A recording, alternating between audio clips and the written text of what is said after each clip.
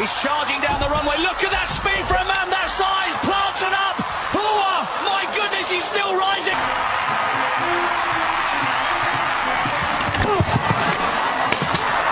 Charging hard down the runway. Plants in. Massive bend here. He's up. Over. Oh, the pole snap. Powering down the runway. Pole set. Eyes locked on the bar. Let's go. Plants it. Huge bend. He's up. Inverted. Clearing. Over the top. He got it. He got it. Here he goes, driving down the runway, pole steady in his hands. Come on! Massive bend, and he's up over the bar! Comes Jensen barreling down the runway. Look at the speed for a man his size. Pole goes in, huge plan. Oh my, he's still rising. That's coming down the runway now. Look at the speed he's carrying for a man of his size.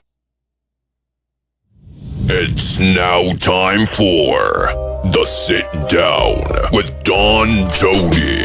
The Sit Down, where Don Tony talks one-on-one with his followers. What are you looking at? About the world of pro wrestling, pop culture, and so much more.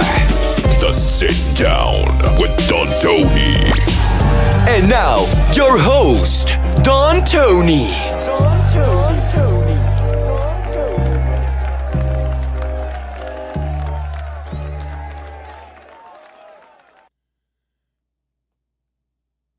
Good evening, everybody. I'm a little pissed. I actually thought it was like 15 minutes earlier, and I brought my dinner in here. I was going to eat my dinner, have my double espresso, and then do the show. But I looked at the clock. I was like, fuck, it's 8:04 p.m. We got to start. What's going on, everybody? It is Sunday night. What's today's date? The 19th of October. Wow. Halloween is right around the corner. How's everybody doing tonight? So, in the backdrop, we'll pay a little tribute to Alexa Bliss and The Fiend. Dirty Dom stays up there, and this week we give a little love to Stephanie Vaquer. So, what's going on, everybody? What an interesting week in the world of professional wrestling. You know, it started with catching Tony Khan in an awful lie about Texas and All In, and him actually having the audacity to tell Texas, do not reveal the actual numbers, even though he's going to get almost $1 million back in tax rebates that the taxpayers of Texas do not receive. Then Monday, out of nowhere, Seth Rollins is attacked by Bron Breakker and Bronson Reed, and Seth Rollins apparently tore up his shoulder. Yes, that hurts yours truly for the obvious reasons. If you ever saw my video falling off a ladder, landed the same exact way. And when you saw that video, it's the first thing I did. I held my shoulder. I was like, fuck, I did something. Then we continue on, and you got the celebration for Mike Santana, winning it all. And that picture of the locker room in TNA and Trick Williams right at the front celebrating the moment. I thought that was awesome. That was pretty cool. Then you had the Dudleys officially retiring from in-ring competition against the Hardys. They did not embarrass. That was a fun match. And then we get into WrestleDream. And the Ultimo Nay. It was yours truly that said about 3 months ago, and I have the synopsises for the other shows, when everybody was comparing her to Roman Reigns and having multiple belts. I'm like, what are you talking about? That's Ultimo Dragon. All she needed was the pose with all the belts, and now it's Ultimo Nay. Now she wins the Ring of Honor interim championship. They're still doing interim titles. And then you had the return of Sting. Will Sting wear the face paint in the future if he pops up on AEW? I mean, fans don't get an opportunity to take a picture of face paint Sting after December, but he showed up. When in doubt, call Sting. And, not a bad event. I saw drips and drabs of it online. I know the controversy, and I saw somebody super chatted it early on, the controversy of Darby Allin and Jon Moxley. if you heard my predictions on Wednesday night, I said there'll be something almost near death. Near death. I didn't think it would be Darby Allin getting his head in the fish tank. A lot of you want my thoughts on that. I saw Sarah Stock, one of AEW's original coaches, very, very outraged about that. Quite a few people. I'll open up with that. And trust me, the Andrade stuff. The Andrade stuff. We're going to catch some people tonight. Yeah, I almost feel like we got to open up with the Andrade stuff. Have you seen this, Andrade? Have you seen the garbage that has taken place over the last week? Now, I want to make a discussion. We got to open with Andrade. We have to open up with him. We got to open up with, I took some thumbnails from YouTube. The Andrade contract controversy. Say that fast 10 times. The contract controversy. Let me tell you something, brother. For those out there that did not know about the WWE contract structure, this is not directed to you. For those in the wrestling news world that have been around for less than a decade and really didn't know much about the contract structure, this is not directed towards you. For wrestling fans out there that really never paid much attention about the contract structure, this is not directed towards you. All right, but what it is directed to is not only all the bullshit out there, but, this is going to be a rare incident tonight, with all due respect, that we have to call out some specific shows. And it's nothing personal. I still support them. I still think they all kick ass. But if you wanted a quintessential example of people using your outrage for ad revenue, acting like the babe in the woods, the new WWE contract structure, the new contract, TKO doing this, WWE doing that. Oh, this is not clickbait. I don't clickbait. No, we're not going to go there. But boy, we're going to catch some people today. We're going to catch you have the dopes. You have the dopes like this moron at, I think, WrestleFeed. Andrade leaves on good terms. Yeah, he left on good terms. Then we got banned. This is bad. This is bad. Then you got Ringside News. WWE accused of abusing one-sided contracts. Abusing them. And I'm really, really sorry, James. I love your work, man. I wish you bring back Don Morocco. But WWE secret clause. You cannot wrestle for 1 year. The secret clause. He's always got that same serious look on his face. Andrade can't even look at you.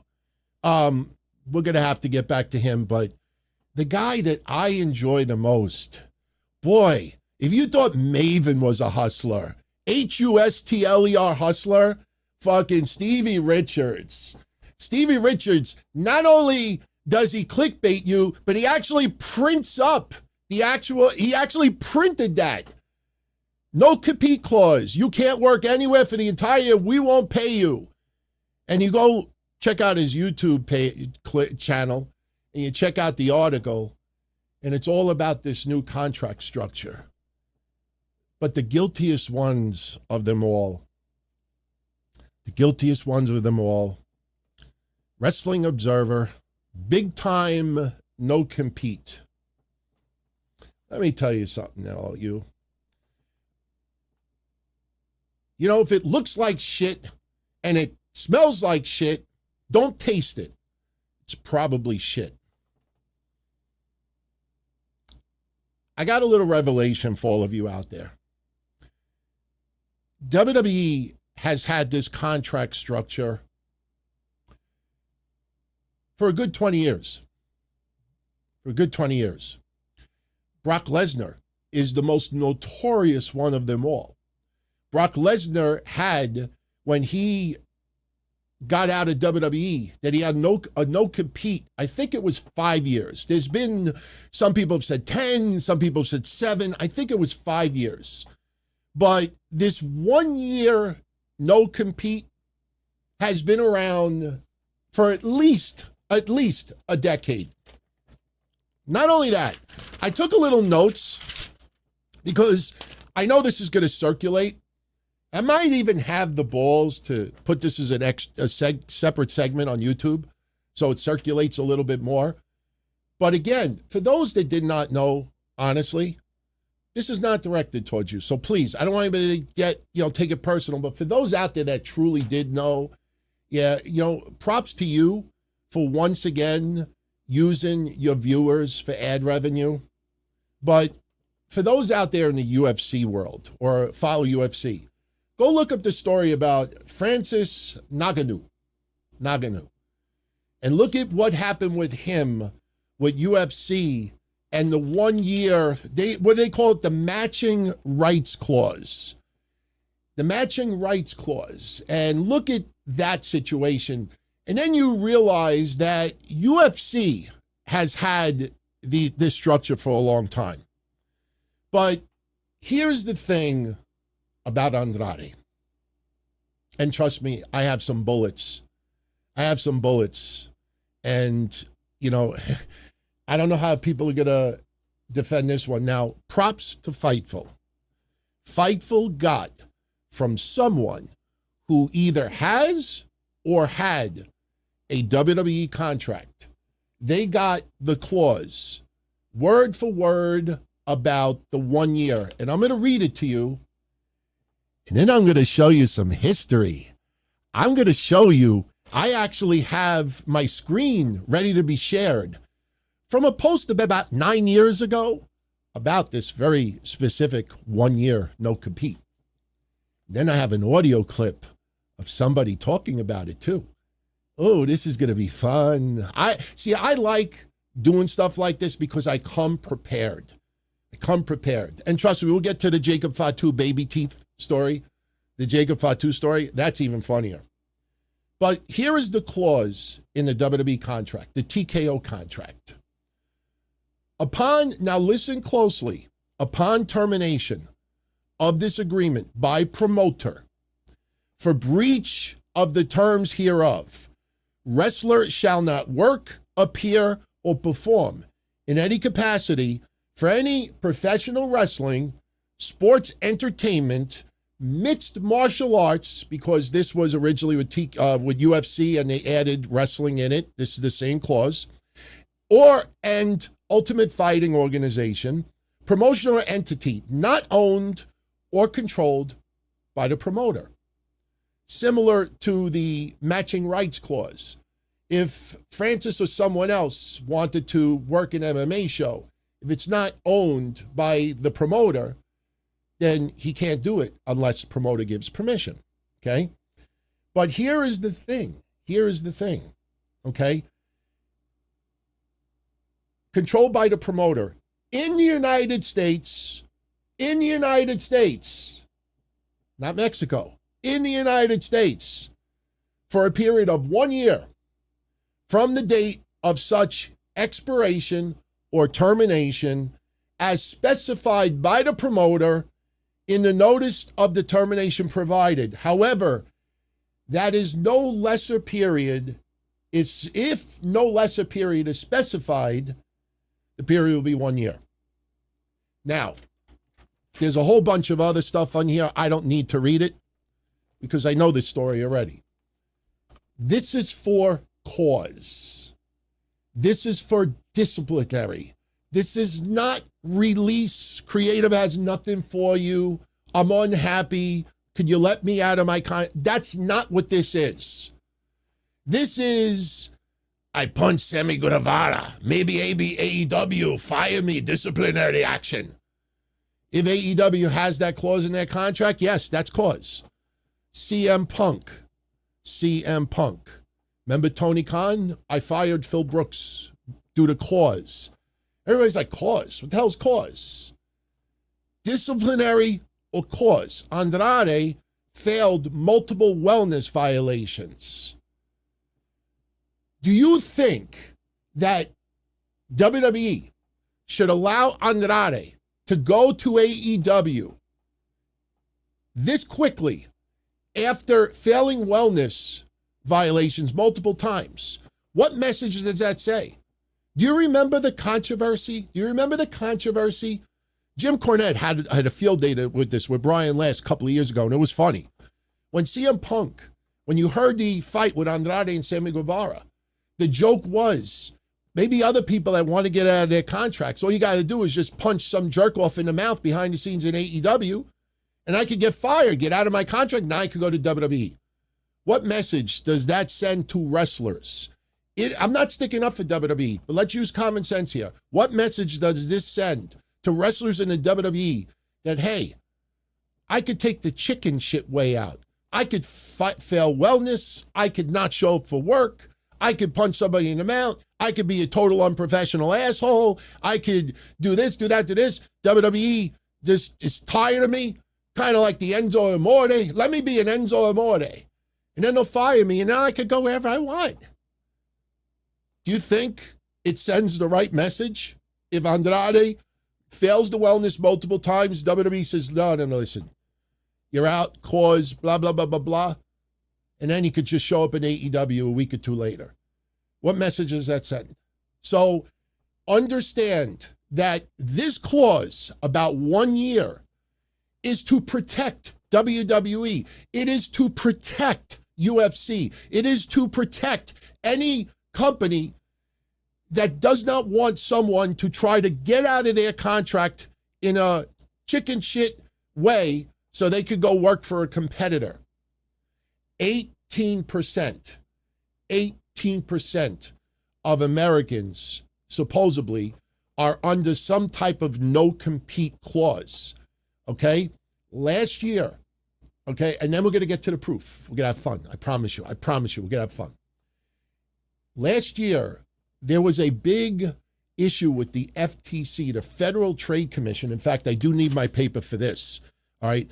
Last year, the FTC voted 3-2, approving a ban on non-compete agreements and for all workers in the United States, and it was going to go into effect 4 months later.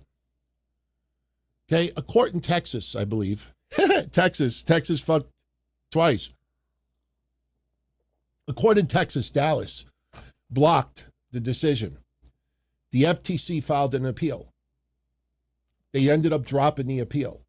So this ban on no competes never kicked in. So this was a big deal last year because if that would have stood, then obviously the no compete situation would have been a lot different. Hey, they're independent contractors. They're not under contract with WWE. You have no right to make me not be able to work for a whole year. Look at all the people the past week. He can't work for a year. How could you fire someone and then they can't get employment for a year? These people sign the contracts. They know if I fuck up, if I commit crimes, if I fail wellness, if I punch someone, if I take drugs, if I do this, if I do that, if I spit on someone, if I act like a total asshole, if I'm unprofessional, if I decide not to show up at work, and I get fired over it, I might not be able to work in the United States for a year. They know this. This guy knew it too. This is not no new thing. This is not no secret contract clause. I give you 2 examples to back it up. One is a website and one is audio. The audio is good. I'll give you a hint. It's Dave Meltzer himself. All right. First of all, let's pull up this website. I want to show you this website. This is the Sportster. Top 17 things that WWE keeps secret about their contracts. Here's the funny thing. WWE keeps everything about their contract secret because it ain't my business. It ain't your business. It's nobody fucking's business. Understand that a lot of these wrestlers have agents. They have lawyers. and they agree to this. This is no the new TKO structure. Fuck you. For everybody who knew that this is nothing new, but are trying to make it seem like, they're trying to fuck these people over. Let's go back to the Sportster. Pay attention to the date of this article. This was published May 5th, 2016. This is online right now if you want to go check it out. 2016. Okay? These are 17 issues that you may not have known about contracts.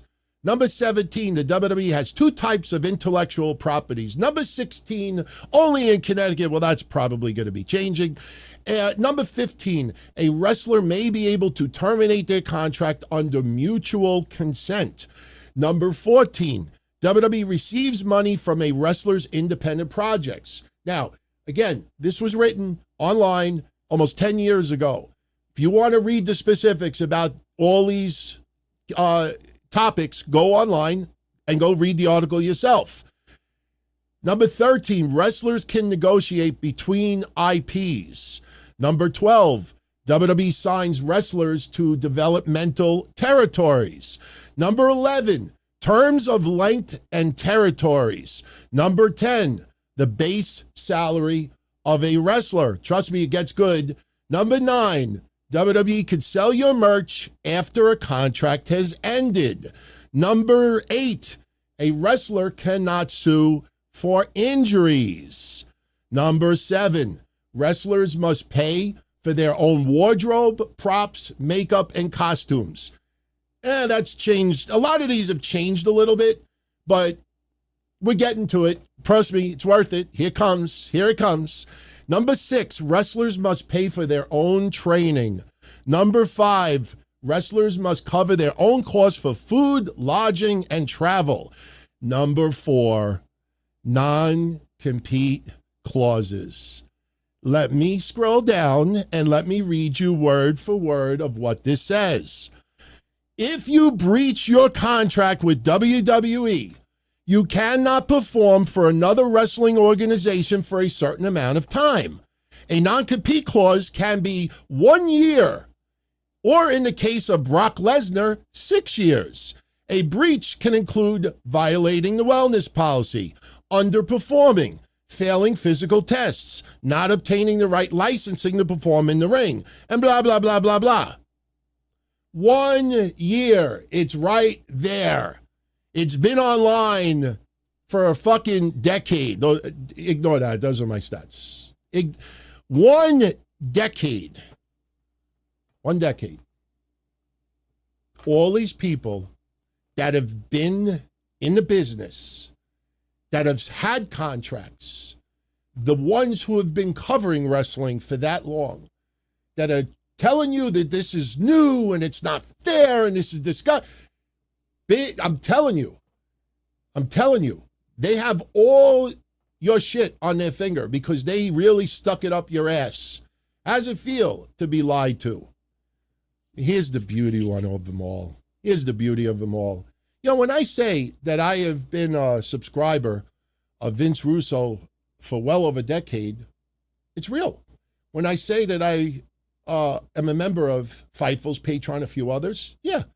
Because there is elements that I trust. Nobody's perfect, but even Meltzer. I will always be in debt for Dave Meltzer for what he did for the Chris Candido Memorial Show, for all the stuff for the Conan Drive, and a whole bunch of other things. All right? Yeah, in recent years, you know, everybody declines. But I still subscribe to his product. I don't usually ever tune in unless I really need to. And I need to share something with you.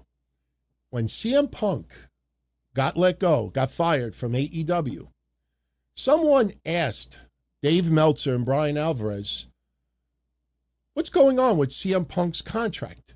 Is he a free agent? Can he go anywhere? Now remember, this week on multiple occasions, they turned this whole Andrade thing into a big-time story, big-time no-compete. Have you seen anybody say, Dave referenced the 2016 article that this is nothing new. This has been around for ages, decades. Did you see anybody? No. I want you to hear Dave Meltzer in his own voice telling you that WWE has no competes for 1 year when they're fired for cause. This was recorded a couple of years ago. Listen, and you hear it for yourself. Brazier says Tony Khan mentioned Punk was fired with cause. What does that mean? Does it mean he doesn't have to pay him? If he's not paying him, would that mean he could appear on WWE programming hypothetically? Okay, so I don't know. And Tony Khan was actually asked this question, and he did not give an answer. So I don't know what that means. I know that in the standard WWE contract, and this is not WWE, so it probably doesn't apply, but perhaps it does. Standard WWE contract, if you are fired for cause, you have a 1 year non-compete. Now, I am sure if somebody went to court and was not being paid for a year, even if they screwed up and were fired for cause, that I can't imagine any judge not saying, like, look, you can't do a non-compete. I have no idea what's in an AEW contract. I'm going with the idea that, he's probably a free agent. If he's hold on. There's non-competes in every conceivable business. Yeah. And people aren't regularly going to a judge and a judge saying, no, you can't hold up this no-compete. Yeah, they are. Happens all the time. People, if depends on the length of the no-compete, but like if you're working for Boeing and you get fired and you have a 6-month no-compete, I don't think you're going to go to a judge and have that just thrown out because it depends on that may or may not, but there's it's with Lesnar and everything. I mean they had he had a 10-year no-compete. That's ridiculous. It was like 7 years, but yeah. 6 years. But it's if they feel that it is too long, they're gonna side with the worker. I think if it's 3 months, you could probably get away with it. If it's a year, I think a year. I think a year you can get away with. I think a year you could get away with. That was a couple of years ago. They all knew this shit. This is not a TKO thing. This is not a new thing. This is not a secret thing. This is not a let's fuck Andrade thing. This has been around for good 15 plus years. So for all of you out there that have watched this fake outrage this week about Andrade's deal, understand everybody under that contract signs this. They've been signing it going back almost 20 years. If you fuck up, we could stop you from working in the United States competing with us if we want to. If we do not put a specific time frame in your dismissal documents, it is assumed 1 year.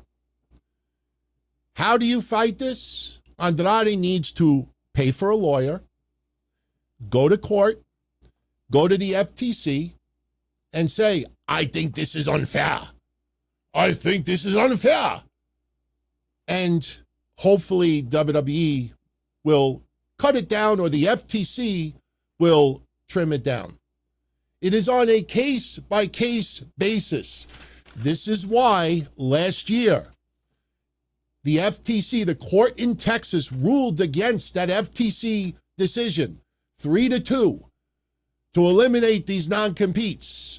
Now, and the reason why the FTC dropped the appeal, they got money to appeal. Why did they drop the appeal? Because now it could be reviewed on a case-by-case basis. So if Andrade has a problem, go get a lawyer and go fight it. Oh, I don't have that kind of money. Well, you signed the contract. Everybody signs the contract. So, I don't know what your thoughts are about that. But again, for anybody, and listen, there are people in the wrestling news world that truly did not know. Listen, you're not required to know all the details about a contract. And yes, some of the stuff in the contract sucks. Some of the stuff in the contract is kind of fucked up. But the money is so damn good. I'm not going to fuck up. I'm a good person. And it's okay. Take away my job. Take away my living. Take away my fucking name. Cut my penis off. I'm not going to commit the problem. I'm not going to be a problem. I signed the contract. And then they fuck up. And then blah, blah, blah, blah, blah. And then you get the outrage. All those thumbnails. Oh, we got other thumbnails too. But in case you want to read other websites, you know, a lot of the podcasts this week that were crying foul about the Andrade, oh, WWE's taking advantage of people. Yeah, there's another article for you. I don't know how you feel about it, but do I feel bad for Andrade? No. No. Everybody in that company signs the deal. Everybody in UFC signs the deal. Everybody. I don't know what kind of stipulation Tony Khan has in his contract. You can ask him. He's not going to reveal it to you. Nah, my legal team handles that. It's because it's none of our business. It's not my business. It's not your business. And again, I have nothing but appreciation for all of those shows out there. But just at least understand, when you see something like this, or if you even see something like this that makes you think, oh, are they talking about Janelle Grant? Huge court victory, traffic court. No, to give you the insinuation that maybe, you know, to try to get you to click on. Props to them. Props to all of them. They're getting your ad revenue. They're getting 40, 50, 60, 100,000 views, 200,000 views out of it. Enjoy the ad revenue. But my job for everybody who supports me is to not use you and to not lie to you and to not act like the babe in the woods. I had no idea. They're playing on your emotion. If someone, and I wish it would have been Dave, if someone a week and a half ago would have brought up that for 20 years, 15 years, 10 years, WWE has this in everybody's contracts. UFC has it. A lot of places have it for disciplinary actions. None of these YouTube episodes would have taken place across the board. But everybody sees dollars and cents, and this is what you get. So before we get into your questions, let's clear up the Vince McMahon stuff. Oh, and let's clear up Jacob Fatu. Oh, Jacob Fatu. Let's get into Jacob Fatu first. This is great, man. This is great. Body Slam patron. Body Slam's patron Body Slam learned that Jacob Fatu is dealing with a non-wrestling related injury that's expected to keep him out of action for a very extended period, possibly well into 2026. There's that LY word again, everyone. Whenever you see the LY, pause. We just talked about cause. What the hell happened? My YouTube just crashed? Why is it every week for like one split second we get a little crash? I think we're good. I think we are good. We just talked about cause. Now we talk about pause. What does that mean well into 2026? How would you define well into 2026? February? March? April? They're Patreon exclusive. Well, credit to PW Insider. Jacob Fatu's got dental work done. Now, I asked someone who I trust, can you find out what happened?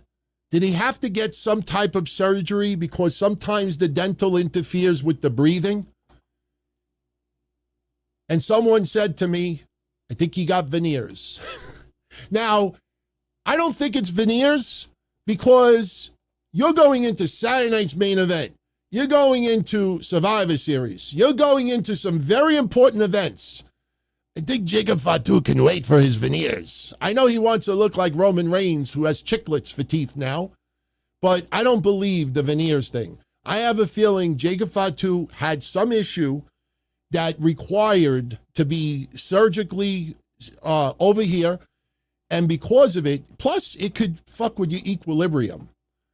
The bottom line is Jacob Fatu will be back very soon. Very soon. We don't know exactly when. We don't know if it's 2 weeks or a month. But once again, well into 2026, the only thing I can think of is maybe Jacob Fatu had baby teeth. Maybe there's some Samoan genetic issue that caused him to keep his baby teeth all his life. And they all fucking fell out. And they like, no, throw it away. We'll use it as an angle on SmackDown. And they threw the baby teeth on the floor. Now they got to wait for Jacob Fatu to grow all his teeth back. Maybe that's why he's got to wait until 2026. Once again. So now we wrap up what I wanted to talk about with Vince McMahon. Vince McMahon. Take a picture with a attorney. Vince McMahon was in traffic court this week. Now, this is, who's that guy? Cole? Not Michael Cole, but the one that was abused as a ring boy. This is the brother that has the lifelong vendetta against Vince McMahon. How old are you? 73 years old? I mean, this is what you come up with? That's what you come up with? You're making fun of Vince McMahon's hair. Make fun of your thumbnail skills. Jesus. Lee Cole, I think his name is. All right? Here's the deal, okay? And again, I'm not trying to provoke a fight. I'm not trying to start trouble with anyone. I'm trying to keep it real and keep it down to earth, okay? The line on the bottom is as crooked as the story that was reported on that segment. This is not a huge court victory. Vince McMahon at traffic court. I have been an insurance agent since 1998. I am licensed in multiple states, including Connecticut. Don't believe me? Go look it up. Okay, I know the traffic laws. And when you have an accident and you are cited for reckless driving, it is a misdemeanor. You could have your license suspended for 6 months. You could have a pretty hefty fine. You get 6 points on your license. If you are a repeat offender, you could have your license taken away. But this was not a case where he would have been jailed. This is a misdemeanor, reckless driving. The report that came out was that Vince McMahon was clocked at almost 90 miles an hour, swerving in and out of traffic, lost control, hit a car.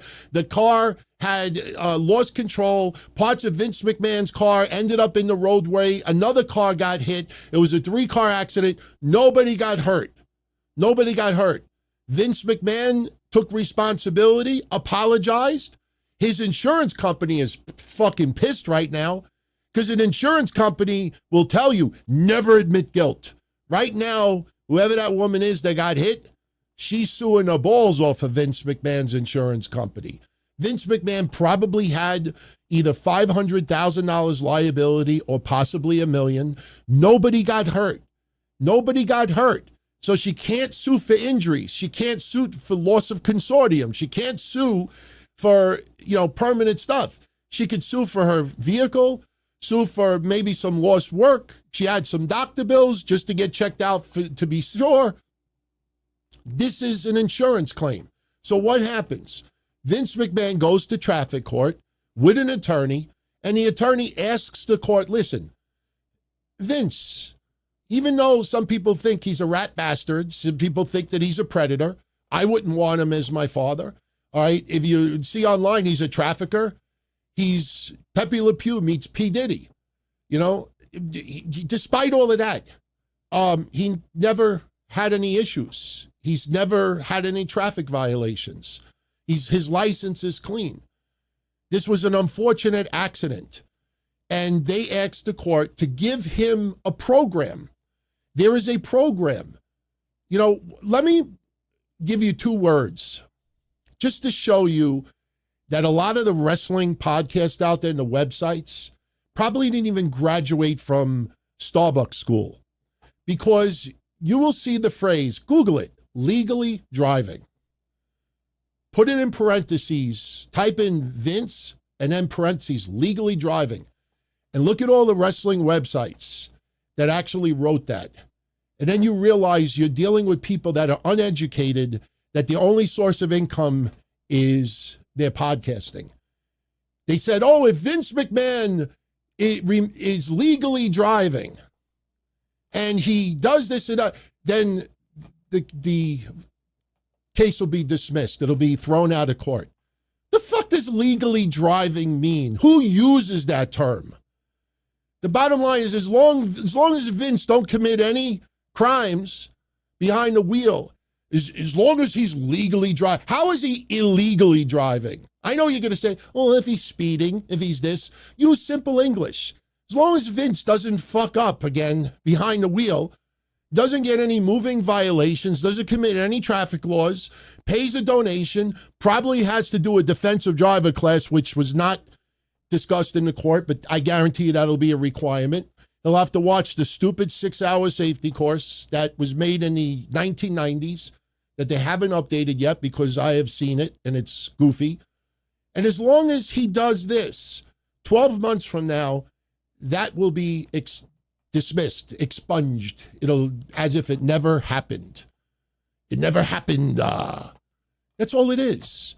This is not a major court victory. Vince has no traffic violations. Vince is not a repeat offender behind the wheel. This was an unfortunate accident, and they asked the court, listen, you know, he hasn't had any issues. He doesn't have anything on his license. This was an unfortunate accident.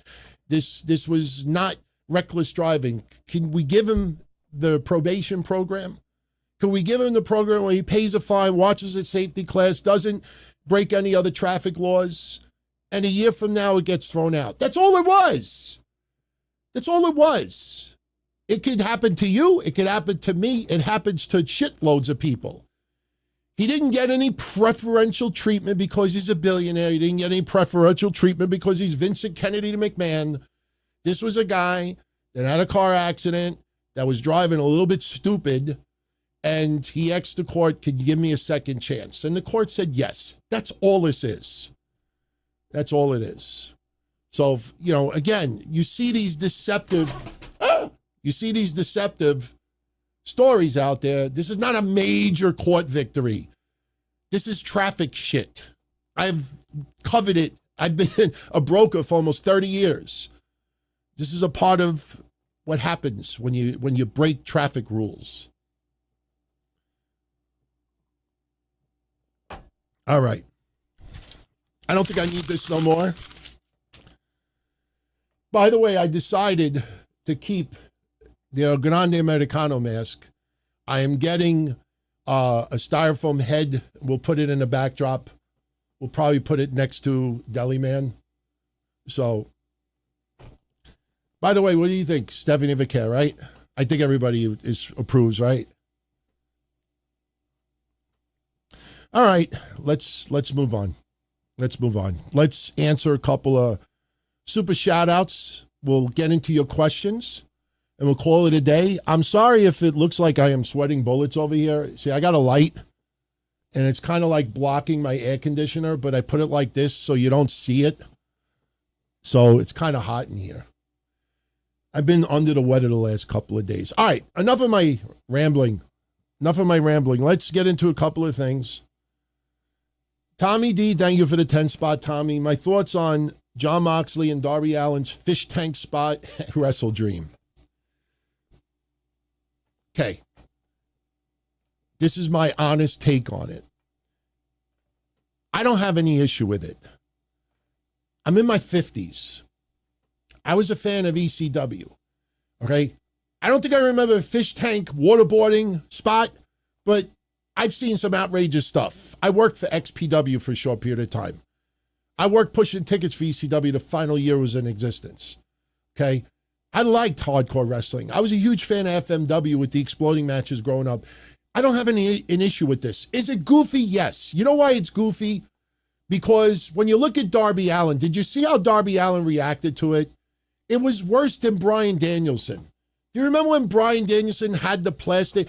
See, I'm wondering if AEW, if we're going to find out years later when 65-year-old single autistic Tony Khan reveals that AEW was mocking a little bit of hardcore wrestling. And what I mean by mocking is you put a plastic bag over Bryan Danielson's head.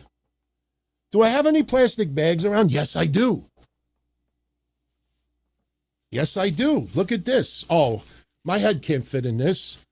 But can my head fit in this? Maybe my head can fit in this. No, it can't. It can't. All right. Let's just pretend that it's around my head. Just pretend it's around my head. Moxley puts the plastic bag over my head. What's my first thing? I rip a hole so I could breathe. He puts Darby Allin's head in the fish tank yesterday. Did you see Darby Allin's reaction?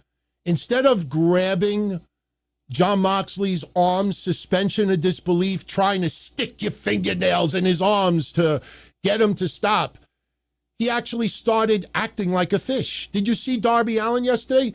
Darby Allin puts his arms behind like he's surfing. It's like the reverse Aubrey Edwards. Remember when Aubrey Edwards used to do this? Go look at Darby Allin's reaction yesterday. I watched it and I'm like, what are you doing? He literally, Jon Moxley puts his head in the water, and instead of Darby Allin trying to, no, he puts his arms behind him. He's like, oh, yeah. I have a feeling years later we're going to find out that a lot of these stupid spots, the $200,000 six-man tag match, the $500,000 Young Bucks versus Jack Perry Luchasaurus match, we're going to find out that a lot of these stupid moments were done to poke fun at professional wrestling. Because if you're going to do a spot, see, I'm not trying to compare me to them, but a lot of you saw it. The last match that I ever had for VPW, I had Tony Lowe. Shout out to him, by the way. I hope he's doing good. Tony Lowe, L-O. I bought bubble wrap at Staples, and I'm a big fat guy. So I bought like 1,000 yards of it. And I said, Tony, I want you to wrap the bubble wrap around my body, from my stomach all the way to my head. He's like, are you going to breathe? I said, don't worry about it. I'll be able to figure it out. Now, I practiced at home. I wrapped myself around with bubble wrap. My wife, I didn't meet her yet. She probably would have broke up with me. And he wrapped the bubble wrap around me over and over and over again. And what happens? I'm outside the ring and I acting like I can't breathe and I'm trying to pull it apart, but there's so many layers, I fall on the floor and act like I'm passed out. And everybody at ringside is like, somebody help him. I didn't sit there while he's wrapping the bubble wrap and I'm like this. No, as he's wrapping the bubble wrap, I'm trying to pull it off and he's hit me and he's wrapping around me. He wrapped it around my arms so I couldn't even use my arms after. If you're going to do spots, someone in AEW has got to be give constructive criticism. Be the asshole. Tony Khan needs an asshole in creative to ask questions about everything. So when Jon Moxley says, listen, I'm going to put this plastic bag over Bryan Danielson's head and we're going to have, EMTs come down the ringside. We're going to do this. You need that one creative person say, why doesn't Bryan Danielson just poke a hole in the bag? Maybe you should handcuff Bryan Danielson's arms behind him so he can't do anything. Oh, but no, he'll hold the bottom. I'm like, what is the plastic bag made out of? Rubber? He's holding the bottom. What do you have, the strength of a fucking 110-year-old on their deathbed? You just rip the bag. When he says in the creative meeting, I'm going to put this Darby's head in a fish tank and act like I'm going to drown him. You need some asshole in creative to say, well, what is Darby going to do to try to break out of it? Well, just flail his arms like a turtle. Somebody needs to be the asshole. Do the $500,000. Someone's got to say, who the fuck believes that in the year 2025? We didn't even believe it in 1990 with the mixed tag challenge or whatever it was in AWA. So I have a feeling in the future we're going to find out that this was mocking. But to answer Tommy, I don't have an issue with it. But I will say this. For Ricochet, and I'm a big supporter of Ricochet, go look at my Twitter history. For Ricochet, Tony Khan, and everyone out there, they either doesn't have children or has infants that are still sucking on nipples or has kids that are now in their 20s, 30s, and 40s. All right? They have no right to tell everyone out there, AEW is family-friendly, family entertainment. Why? Because it's cheap? Why? Because it's cheap? Just because something is inexpensive doesn't mean it's family-friendly. Don't tell me AEW is family-friendly and then I see somebody putting a syringe in their mouth and somebody doing this and somebody acting like they're going to drown someone because you don't know. You don't know. Everybody that's ripping Sarah Stock and others, if they have children, they have every right to say, well, how can you be telling people it's family-friendly? Stop that shit. Just because it's cheap. That's like saying, you know what? You know what? I'm going to live on Little Debbie pastry snacks. They're only 50 cents a piece. It's fine. It's cheap. It's cheap eating. Look, I'm going to do this. It's cheap. It's cheap. I'm going to take this instead of this because it's cheap. Stop saying it's family friendly because it's not. Because it's cheap doesn't make it family friendly. Affordable, yes. Family friendly, no. So for me, I don't have an issue with it. My question is, and here's a good proof of it. Mick Foley is dear to my heart. I don't care about his political views. That man, if I had $1 for every good deed he did that no one knows about, I'd be a millionaire. But I remember how he used to be so against WWE. I wouldn't let my kids watch it. I wouldn't let my kids watch it. Who would I? And I'm not trying to single out Mick Foley, but you notice a lot of these people who used to be so against WWE's programming for children, now all their kids are old. They're grown up. You don't see any of them coming out to criticize this shit no more. You know why? You know why? Because people like Tony Khan and Jon Moxley and a lot of others out there are numb to the hardcore, outrageous shit. We've watched it for decades and decades and decades. So it's not shocking anymore. They don't have a 7-year-old, a 9-year-old who's watching this and starts crying because, Daddy, why is he drowning him? I know it sounds ridiculous, but welcome to parenthood. So to me, I don't have an issue with the spot. Darby Allin looked like a moron, flailing his arms behind him, because you know what he was basically saying, other than he was saying, I got to put my arms behind me because then it, common sense, how I would try to break out of it. Somebody takes my fucking head. If my wife ever filled up a bathtub and then somehow I'm on my knees and she grabs my head and shoves it in the water, the first thing I'm going to do is I'm going to pull her fucking hair. You cunt. Cut it out.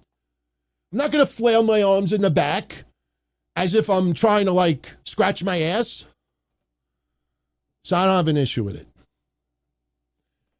Police Squad. Do I think Chris Jericho stays with AEW or goes back to the WWE? I believe he stays with AEW. I've said this countless times. Tony Khan is a multi-billionaire. AEW is not a publicly traded company. If Mercedes Moné gives Tony Khan that special feeling inside, and her contract is coming up, and she goes to Tony and says, Tony, I love working here. You're my favorite boss of all time. You know, I would really love, but WWE's going to offer me a lot of money. You know, it's not always about money, but, you know, if I ever have a family, and, you know, Tony, and Tony's sitting there, not that he's looking for a hand job, but Tony could turn around and go on eBay and fucking buy this MJF exclusive, you know, card, limited 1 to 10. It's worth about, I think, $200. He could go on eBay and buy it for $5,000 if he wants. Got to have it, must have it, need to have it. He could pay millions for somebody because he wants to keep them, wants them to say. We don't need to know. If he really thinks Chris Jericho is that important for AEW, he will pay whatever is necessary to keep him. I think he stays in AEW because WWE does not need Chris Jericho. TKO Group, this is not, listen, if this was Vince McMahon still in charge, I might feel otherwise. Does anyone out there think that Nick Khan, Ari Emanuel, Mark Shapiro, if Chris Jericho were to show up and you hear his music, you think they're all going to be home going, yeah, we fucked AEW again. Yeah, they don't give a shit. They don't care. They're worried about the bottom line. They're probably saying, how could Chris Jericho help us now? The list of Jericho, talking segment, you know, the legend, you know, he could be like, kind of like what Mickey Rourke was in The Wrestler, you know, it's kind of like role reversed. And honestly, I think a lot of WWE's TKO's board of directors like, how does he help us? Well, that'll be another song that everybody could sing. Everybody sings Cult of Personality. Everybody goes, whoa! They'll start singing Fozzy. Yeah, but how does that make us more money? Who's Chris Jericho going to beat in 2026 for the WWE? You think he's going to beat Cody? You think he's going to beat Roman? You think he's going to beat Seth Rollins, Bron Breakker, or someone else? He would be better suited to help the stars of tomorrow. What do you do with Chris Jericho? Everybody says, oh, he's coming back, he's coming back, he's coming back. If you're TKO, what would you do with him? To me, Chris Jericho, his name alone, when AEW negotiates with TBS and Warner Media, when AEW negotiates with venues and AEW negotiates this, why do you think Chris Jericho was given the Ring of Honor Championship 2 times? Because they were negotiating TV deals at the time. Both times Chris Jericho won the Ring of Honor World Championship. Well, you're getting your money's worth with this. When Chris Jericho was the Ring of Honor champion twice, it was before the TV deals. And when Ring of Honor didn't get a TV deal, Chris Jericho dropped the title. Chris Jericho's name is huge. Chris Jericho is one of the greatest of all time. He is also a leader, whether you like it or not. He is professional, corporate. He knows he's PR. He does a lot of shit behind the scenes also. He is much, much, much, much more valuable for AEW than he is WWE. The only question is, what does Chris Jericho want to do? Does Chris Jericho want to have that commitment? I've said this. I got ripped apart 6 months ago. I said that if Chris Jericho leaves AEW, Bryan Danielson will take over. He will be that guy behind the scenes. He will be that guy that'll get some spots here and there. He will be that one that replaces Chris Jericho in the chain of command. And I think that would be a decent choice. So my gut feeling is that Chris Jericho stays in AEW because he is needed much more in that company than he is in WWE. Jim Kahn, 1479. What's up, Jim? You listened to the Halloween episode with me and Kev a year back. It was fun and nice to listen to Kev again. I miss him, man. I did a a conversation with John, his brother, a couple of weeks ago, and it was bittersweet. A lot of people like, oh, you two, really click and this and that. And, when you're friends with someone, it's very easy to talk to someone. And when you're someone who is smart, charismatic, and cares about what they talk about, it's easy. It's easy. And that was the magic with Kev and I going back. We're about to approach the anniversary of Eddie Guerrero's passing. And we talked about it very recently. I still have my hotline report from that 48 hours after Eddie died.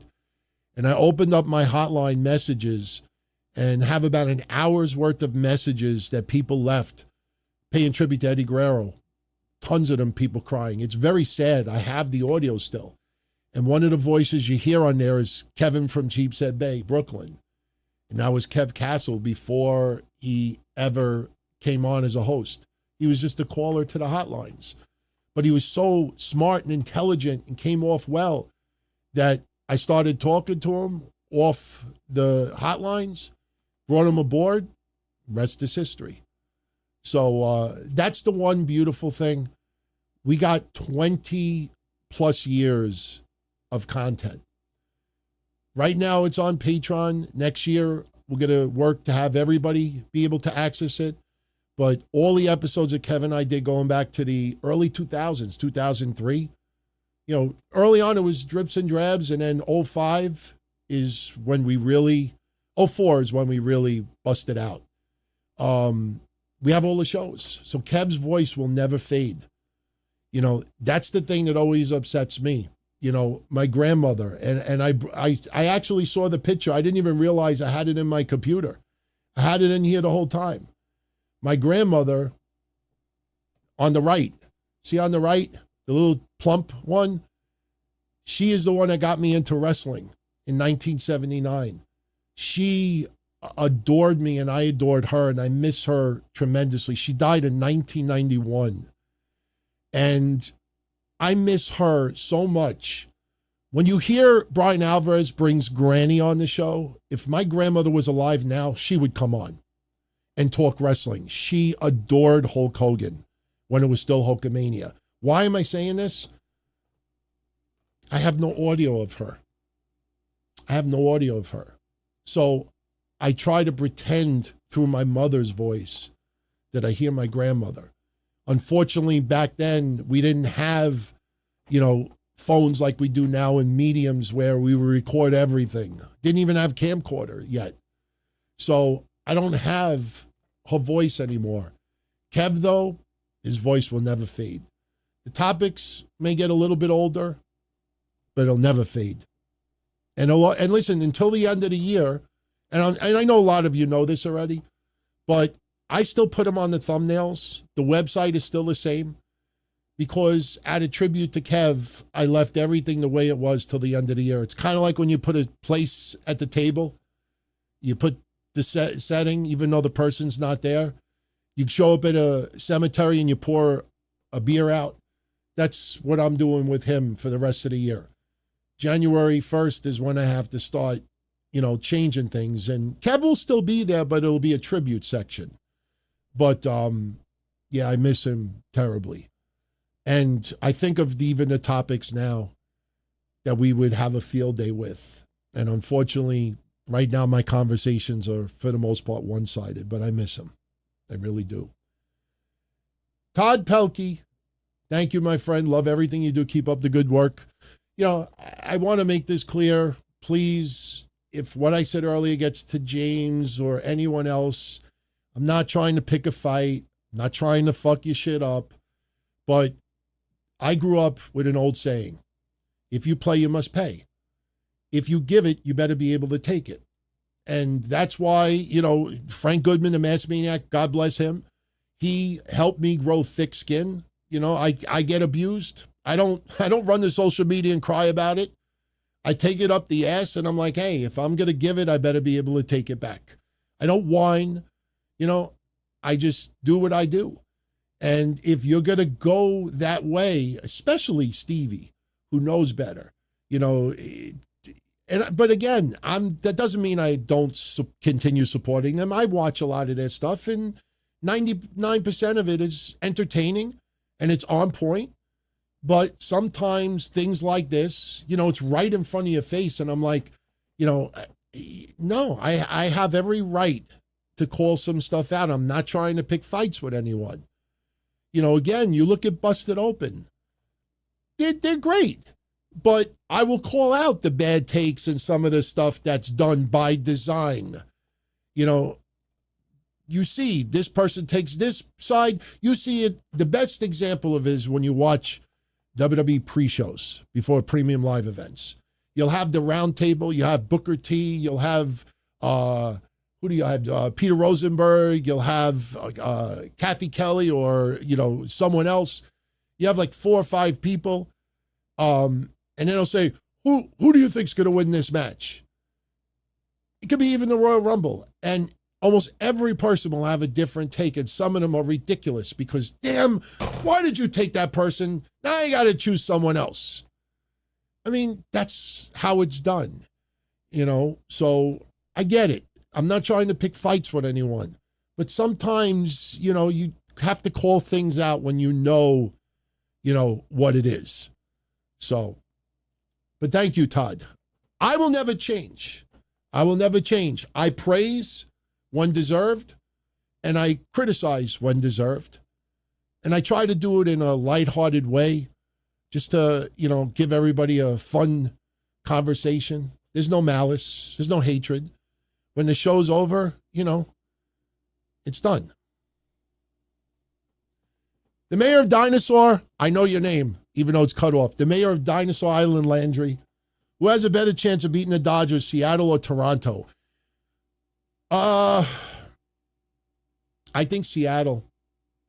The reason why I think Seattle is because Toronto, it almost feels like all or nothing. Toronto handed the Yankees their ass. My prediction was Yankees-Dodgers.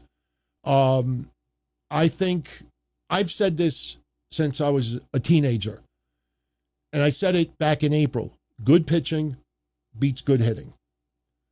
And the Yankees were exposed. The Mets were exposed. A lot of teams were exposed. Good pitching beats good hitting. Now, you obviously need some decent hitting for your pitching. Otherwise, you end up like the 1993 Mets, who had Doc Gooden, Brett Saberhagen, I think Frank Viola, and Sid Fernandez, and I don't remember who else. Look at their pitching stats that year. Don't look at wins or losses because they were terrible.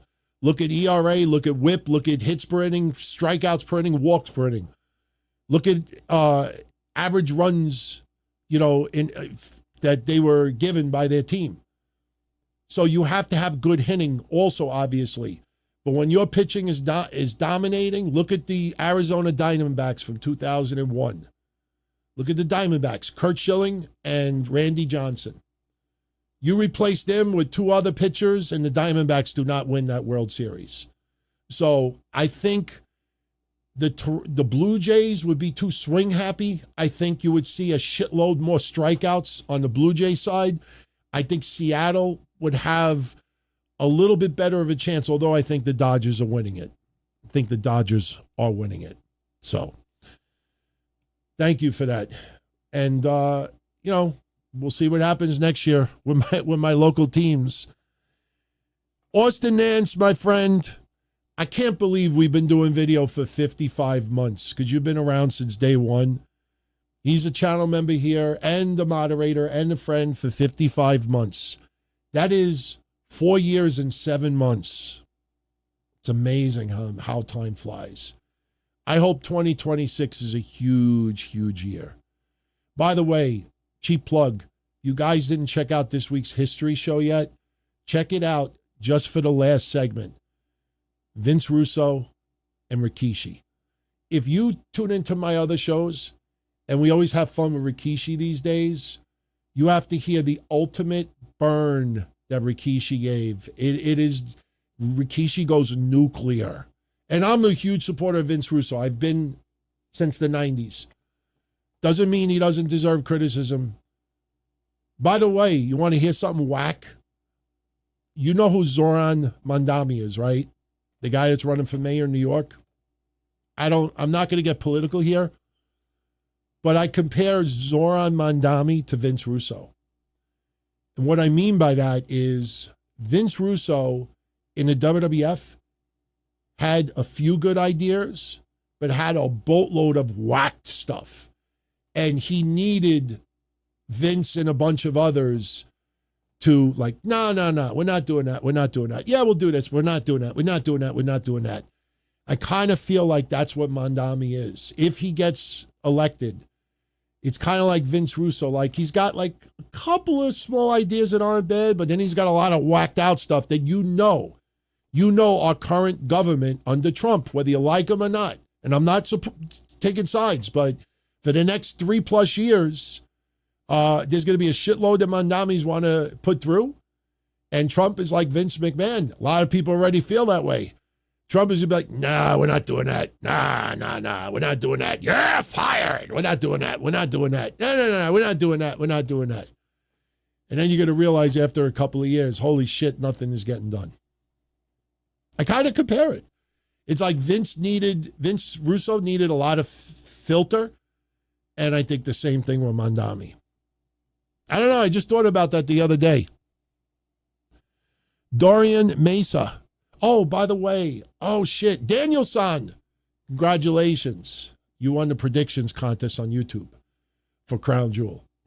You got the most points and definitely get in touch with me so I can hook you up.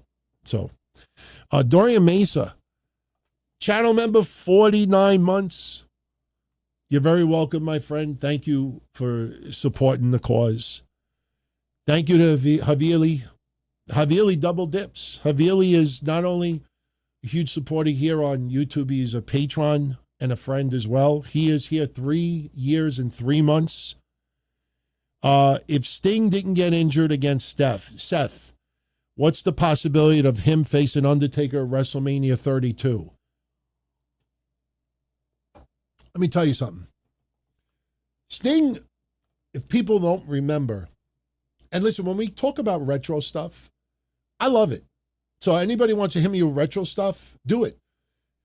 Understand, though, I'm doing this live, and sometimes, the memory's a little, I'm not doing research during the show. So I'll answer it as best as I can. But I do remember clearly when Sting was in the WWE, Sting went to India. Sting did a lot of not a lot, but he did enough international appearances on behalf of WWE.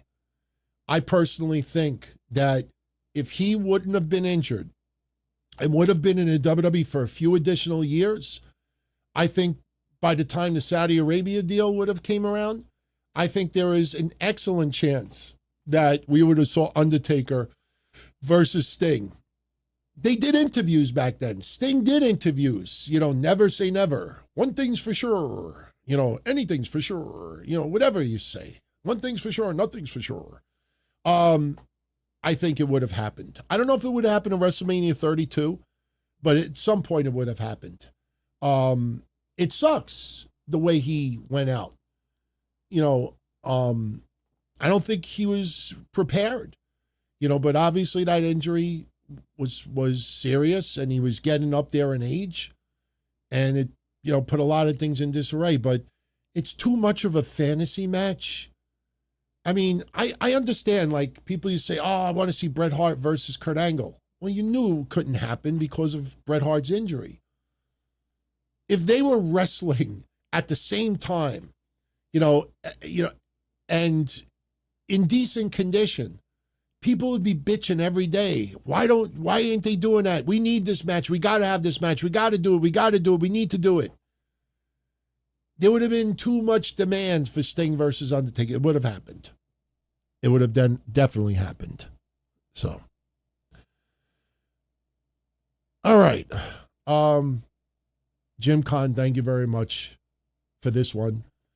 Says he knows I like taking digs at Dave LaGreca, but at least he will go after WWE.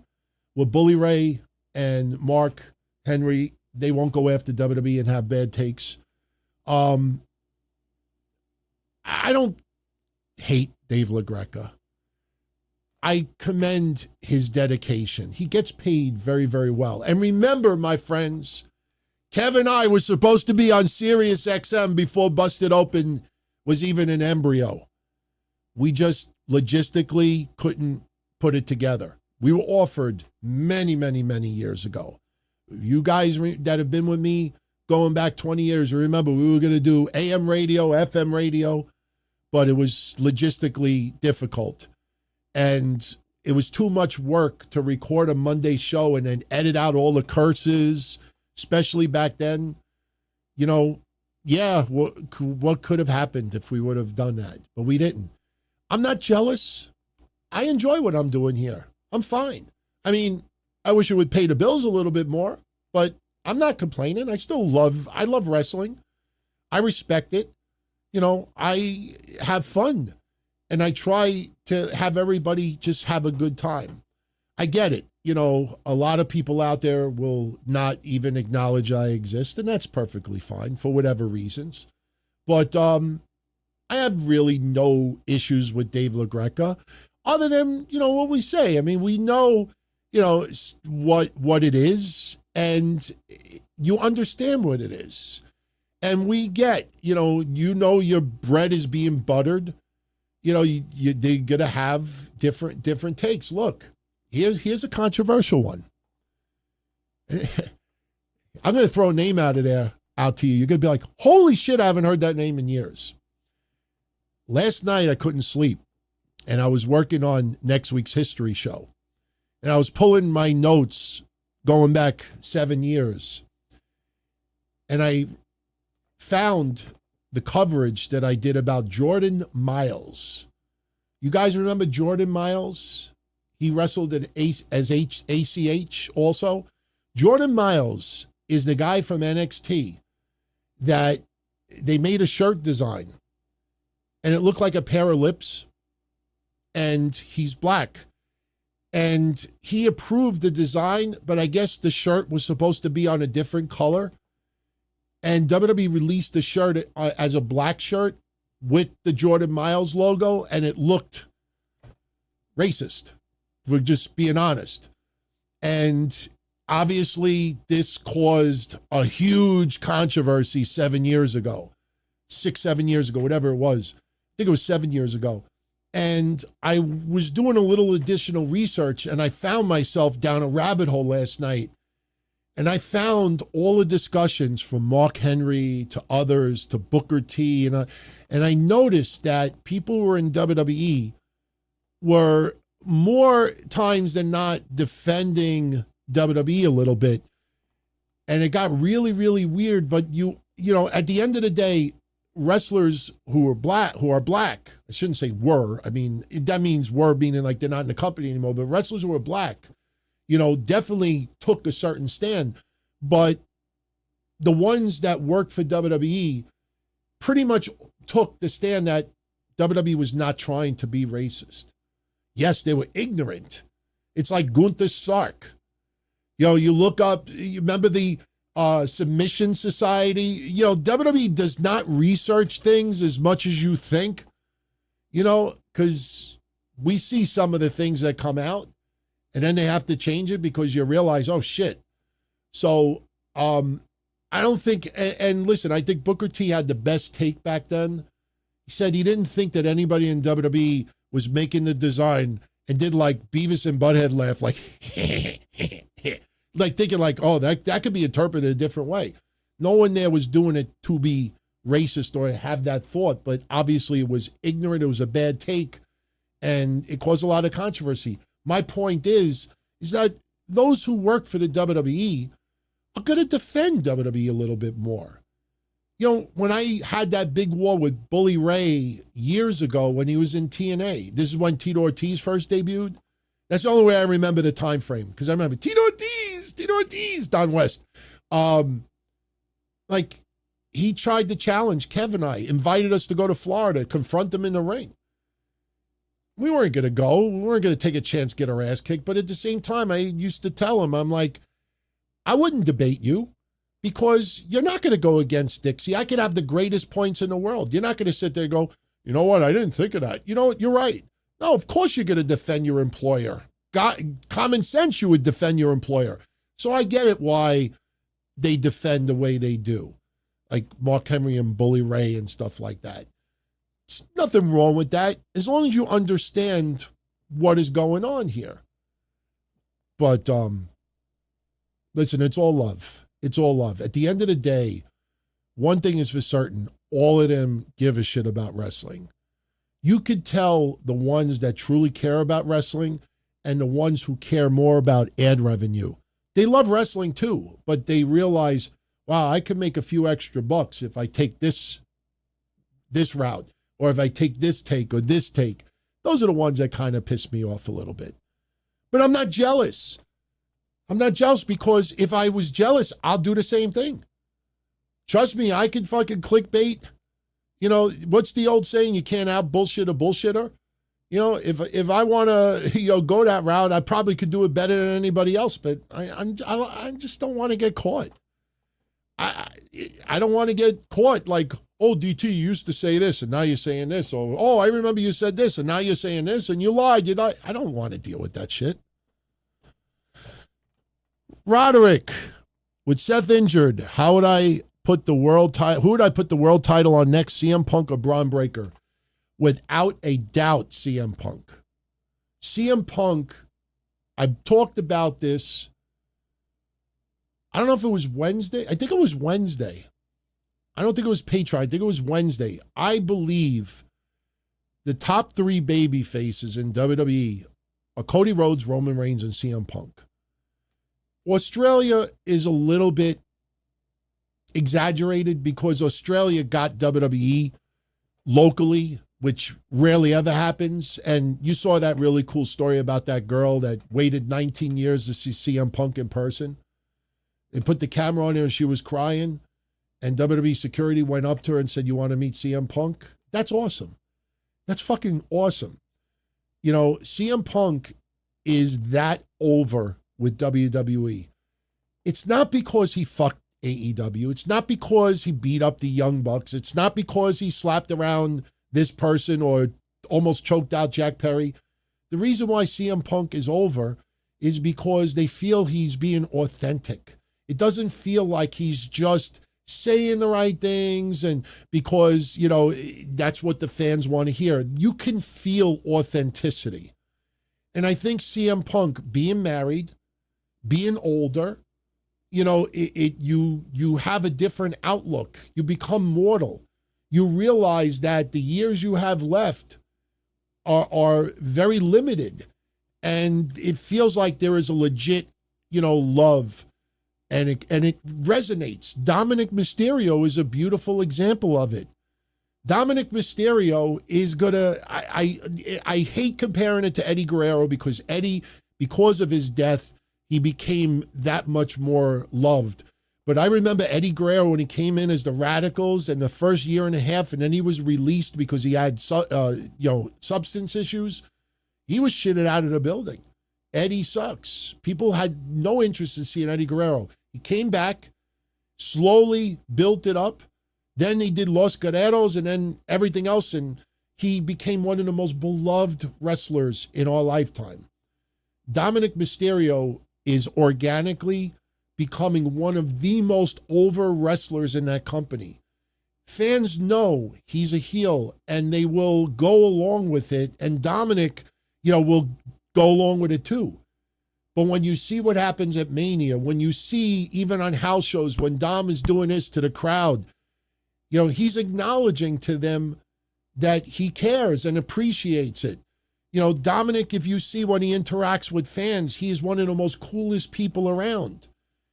I always say Dominic's moment is when he main evented Raw, SmackDown, and NXT the same week. I think he's the only person that ever did that. Main evented all three shows in 1 week. And people saw it like, oh, why is Dominic North American champion? Because Dominic wanted the extra work. Dominic wants to work AAA. Dominic is doing this because he wants to, not because it's giving him extra money. People feel that. And CM Punk is that guy right now, and you don't know how many years you got left with CM Punk. Bron Breakker, there's a whole career ahead of him. Sure, they could put the belt on Bron Breakker right now, but I personally think it's not necessary. I don't think you need to wait to WrestleMania to give CM Punk the belt. I don't think CM Punk needs the WrestleMania moment to hold the belt up and he wins it.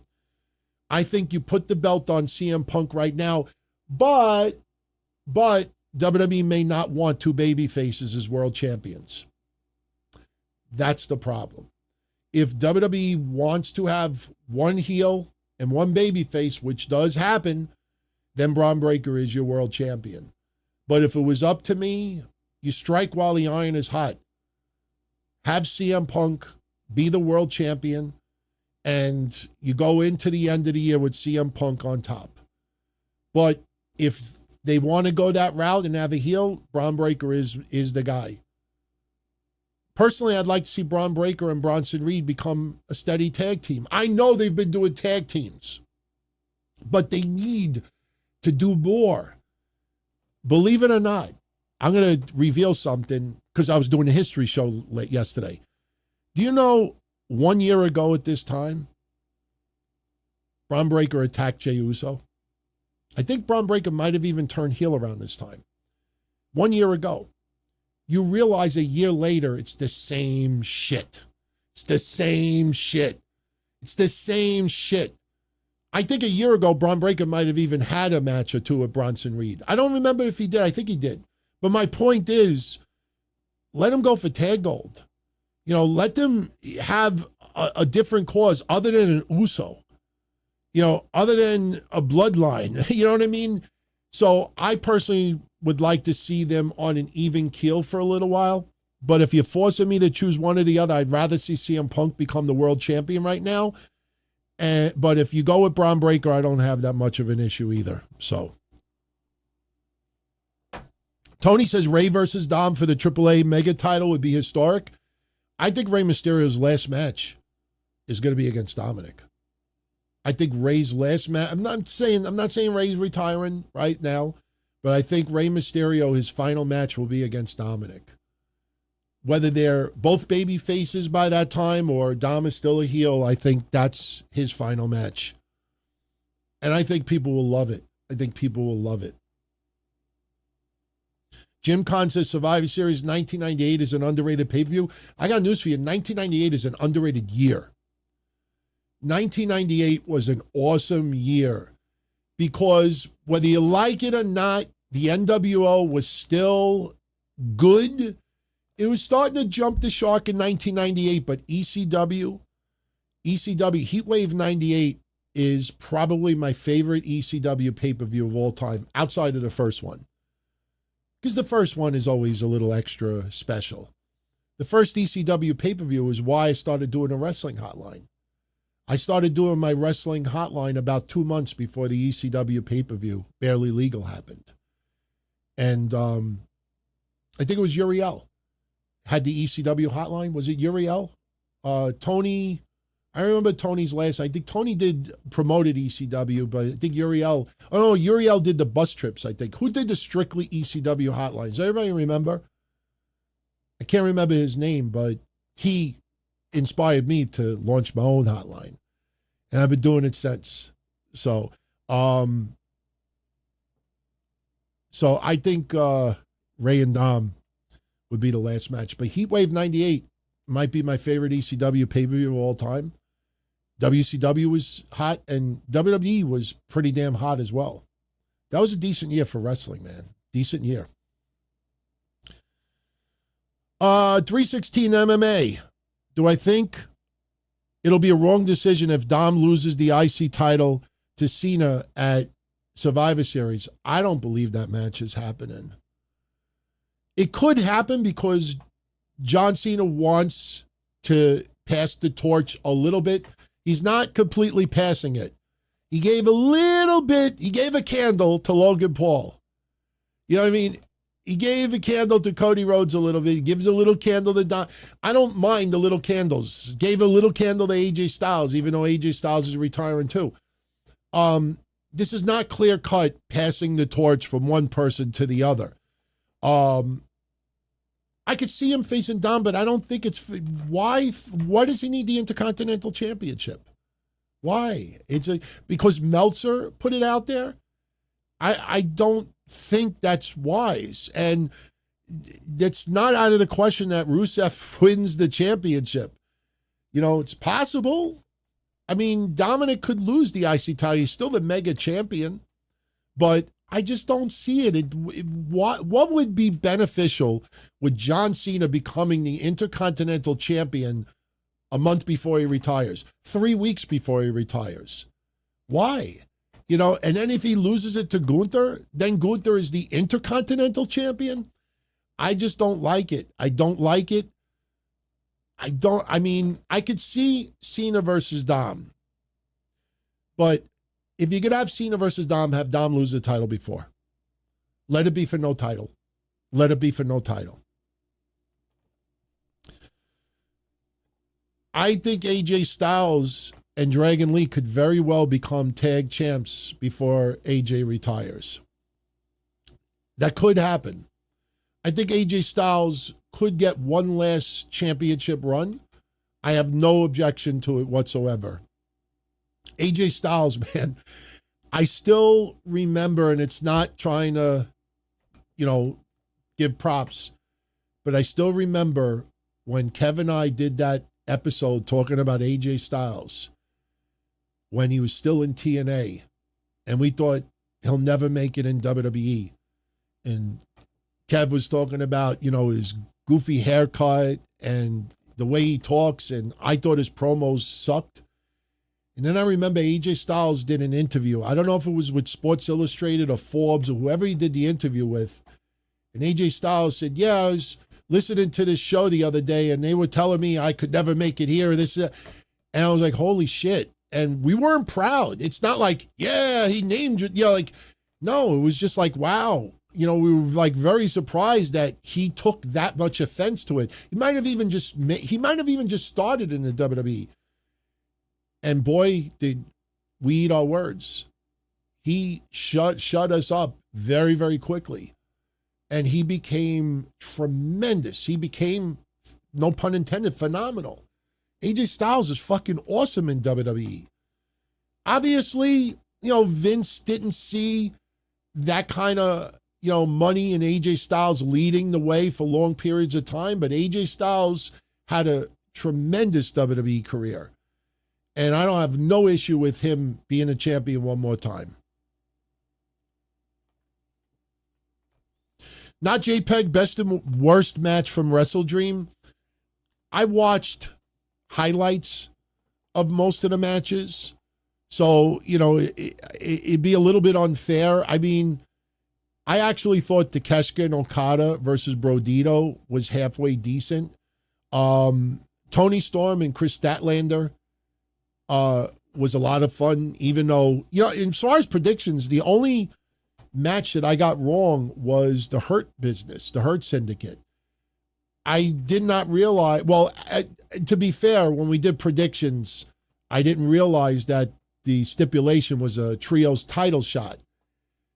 And now we saw what happened with Samoa Joe turning on Hangman Page, and it's kind of like, all right, whatever.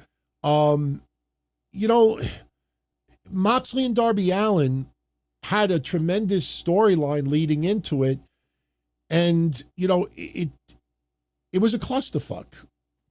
But I don't think anybody expected anything other than that. I even said on Wednesday I expected that match to end the show. I'm trying to think as far as like garbage match. I mean, on the pre-show, what was a good match too? Fletcher and Mark Briscoe was a lot better than I thought it would be. There was, I forget what pre-show match it was, but there was a pre-show match that went like 3 or 4 minutes, and I was like, okay, I don't know what that was, but I'm trying to remember what it was. It was, it was Cole Carter and Brian Pillman Jr.'s old tag partner. I'm drawing blanks right now, but that's pre-show, so it's not really fair. As far as like a bad match, I didn't like the Young Bucks and Jack Perry and Luchasaurus because of the dumb stipulation. I mean, the right team won, but it was like, why do those stipulations? I mean, do something where, Jack Perry and Luchasaurus get to, live at the Young Bucks posh, hillbilly estate for a week or something and do fucking vignettes of Luchasaurus fucking, I don't know, shitting on their lawn or something. They should have done a stipulation like that or have the Young Bucks be their servants. Something like that, $500,000. Nobody buys that shit. Griff Garrison, thank you, Roderick. Was there really a bad match on the card? I mean, too long. Outside of that one pre-show match, I don't think anything was under 10 minutes. That's something that I just think is unnecessary. You're not hurting anybody's feelings, by saying, look, your match is going to go 3 minutes, 4 minutes, 5 minutes. Your match could end in disqualification and no contest, this and that. Stop with people think it's like WWE. Stop with that shit. Wrestling's been doing that for fucking decades and decades and decades before any of us were ever born. Just put your little spin on it. To me, it's almost like it's like having a Chuck E. Cheese. And every kid that comes in there, oh, you get a hat and you get cake and you could play with this and you get this and everybody gets this and that. And it's like, or it's like you have 45 dogs. That's what AEW's pay-per-view is. You got 45 dogs. And you give out a couple of treats, or you give this dog a big bone, and you give this dog a little stick, and you give this dog a dentist stick, and you give this dog a big fucking... And then what happens? The dogs start fighting with each other because, no, I want the big one. No, I want this. It's kind of like Tony Khan is like, oh, everybody gets 10 minutes. Everybody gets the false finishes. Everybody gets this. It's like, man, have some balls. I know you don't use them other than, in the privacy of your bathroom, but use your balls and tell some people, look, we're not really pushing you right now. So we'll give you a match, but, we have to have this kind of outcome and this kind of outcome. But that's just my opinion. Tristan, my thoughts on Kurt Angle, Shane McMahon, King of the Ring street fight. One of my favorite matches of all time as far as hardcore, but too brutal. When Shane took that second thump and just landed head first, I mean, you go back and you listen to that. It was disturbing. I mean, that match, it's like anybody that criticizes Shane. I know Shane turned into like a stunt dummy, with some of his bumps that he did. But that match, to me, when people put it this way, back when I was doing my hotline at that time, and people like, I can't, I hate Shane. I don't know why Shane's on TV. God, please, no more Shane. When I saw that King of the Ring match, I was like, yeah, no, I'm fine with Shane McMahon. Douche says the biggest problem with AEW is that Tony Khan doesn't pace.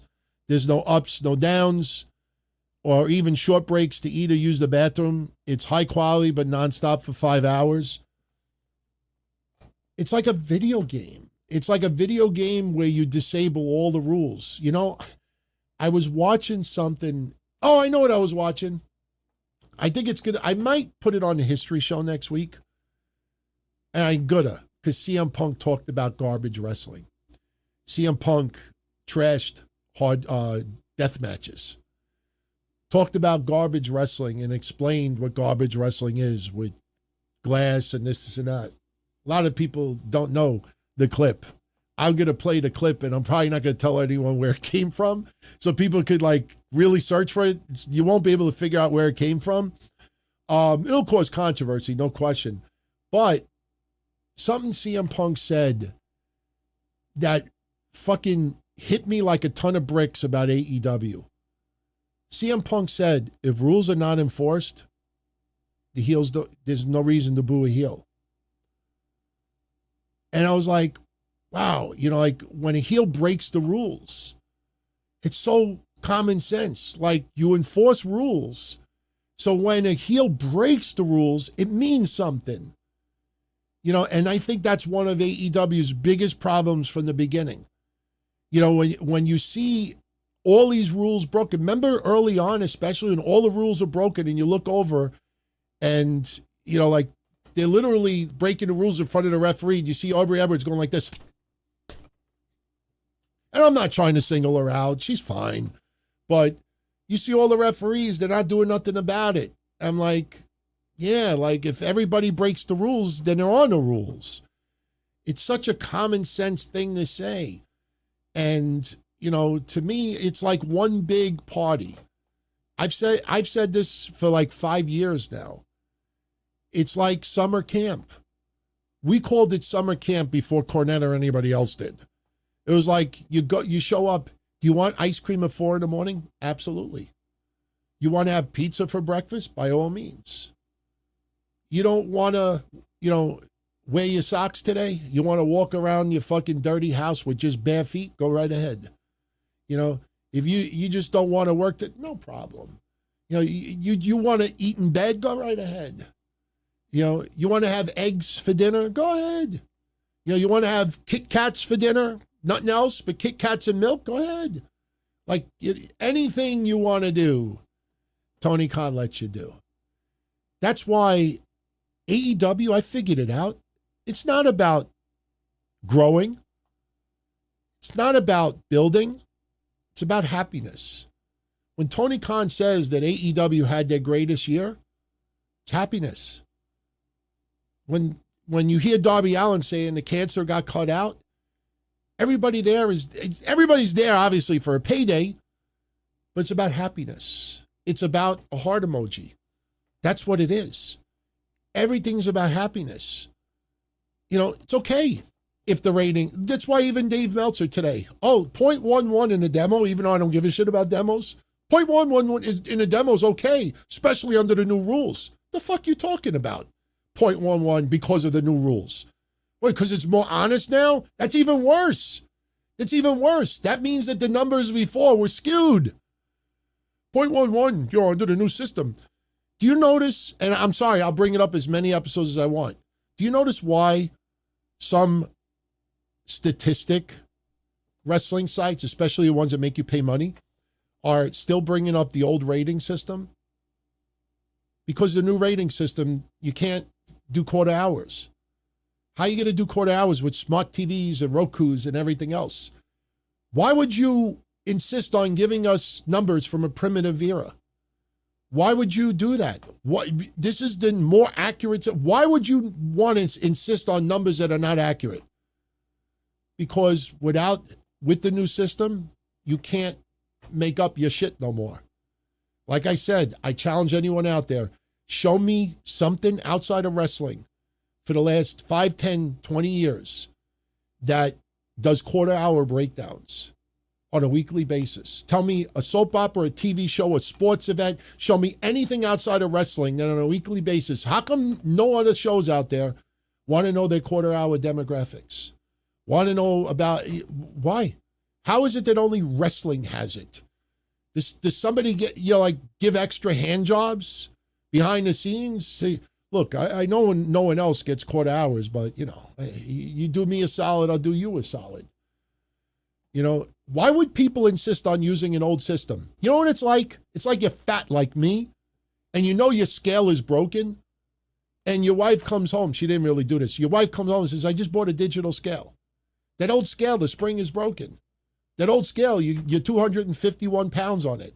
But the new scale is digital, and the new scale has got all his little drips and drabs, and you're really 268. No, I'm going to use the old scale with the broken spring. Why?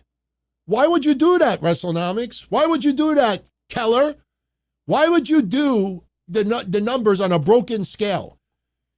Don't you want to talk about today's accuracy? Smart TVs, Rokus, and all that other shit? Why would you insist on using a broken scale? You're charging money?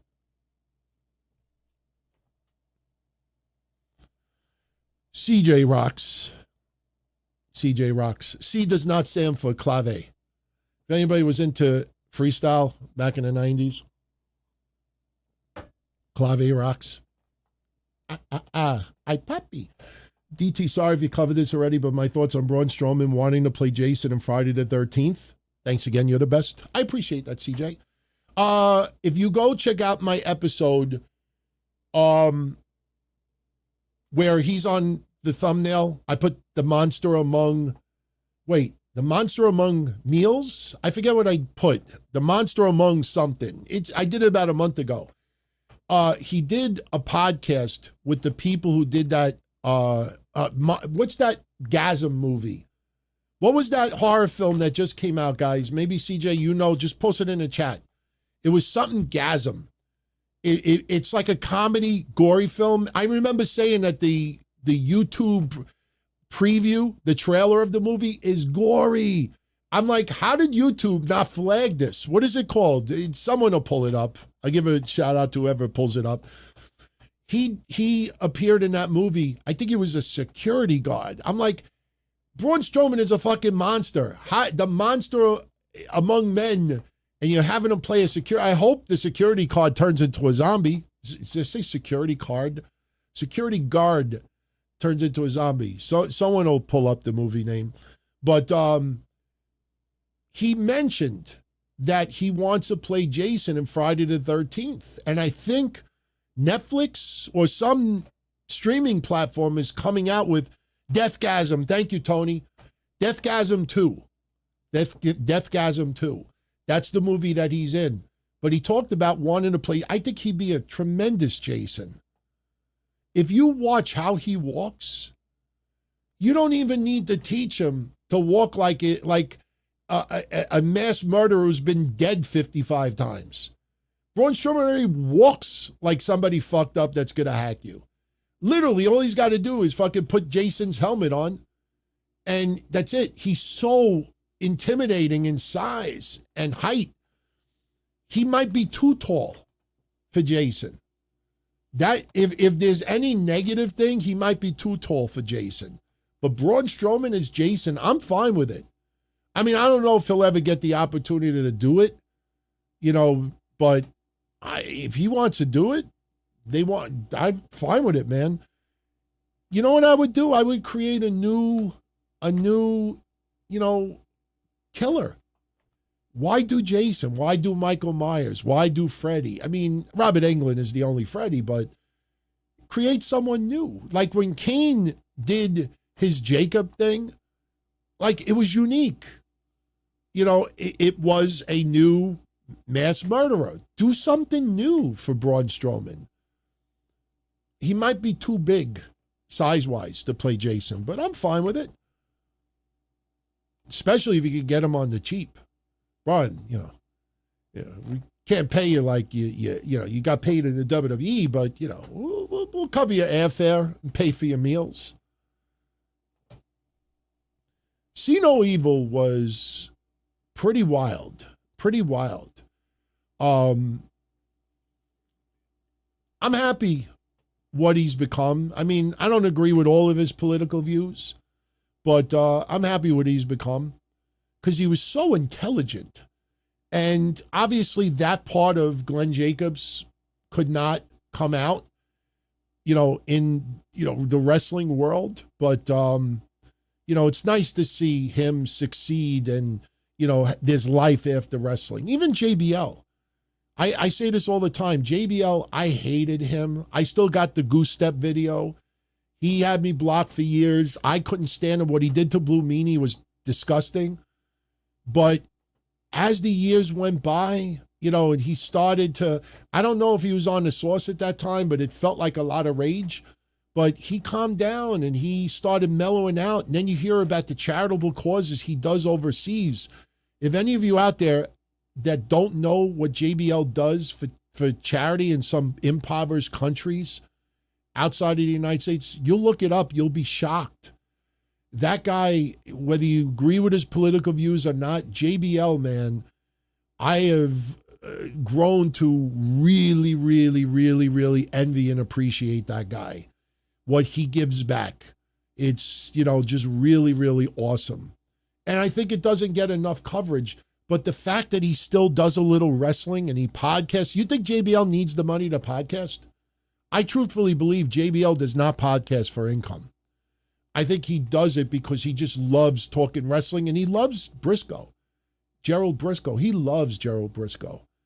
And I love, that they do this stuff. JBL deserves a little bit more love and appreciation than people think.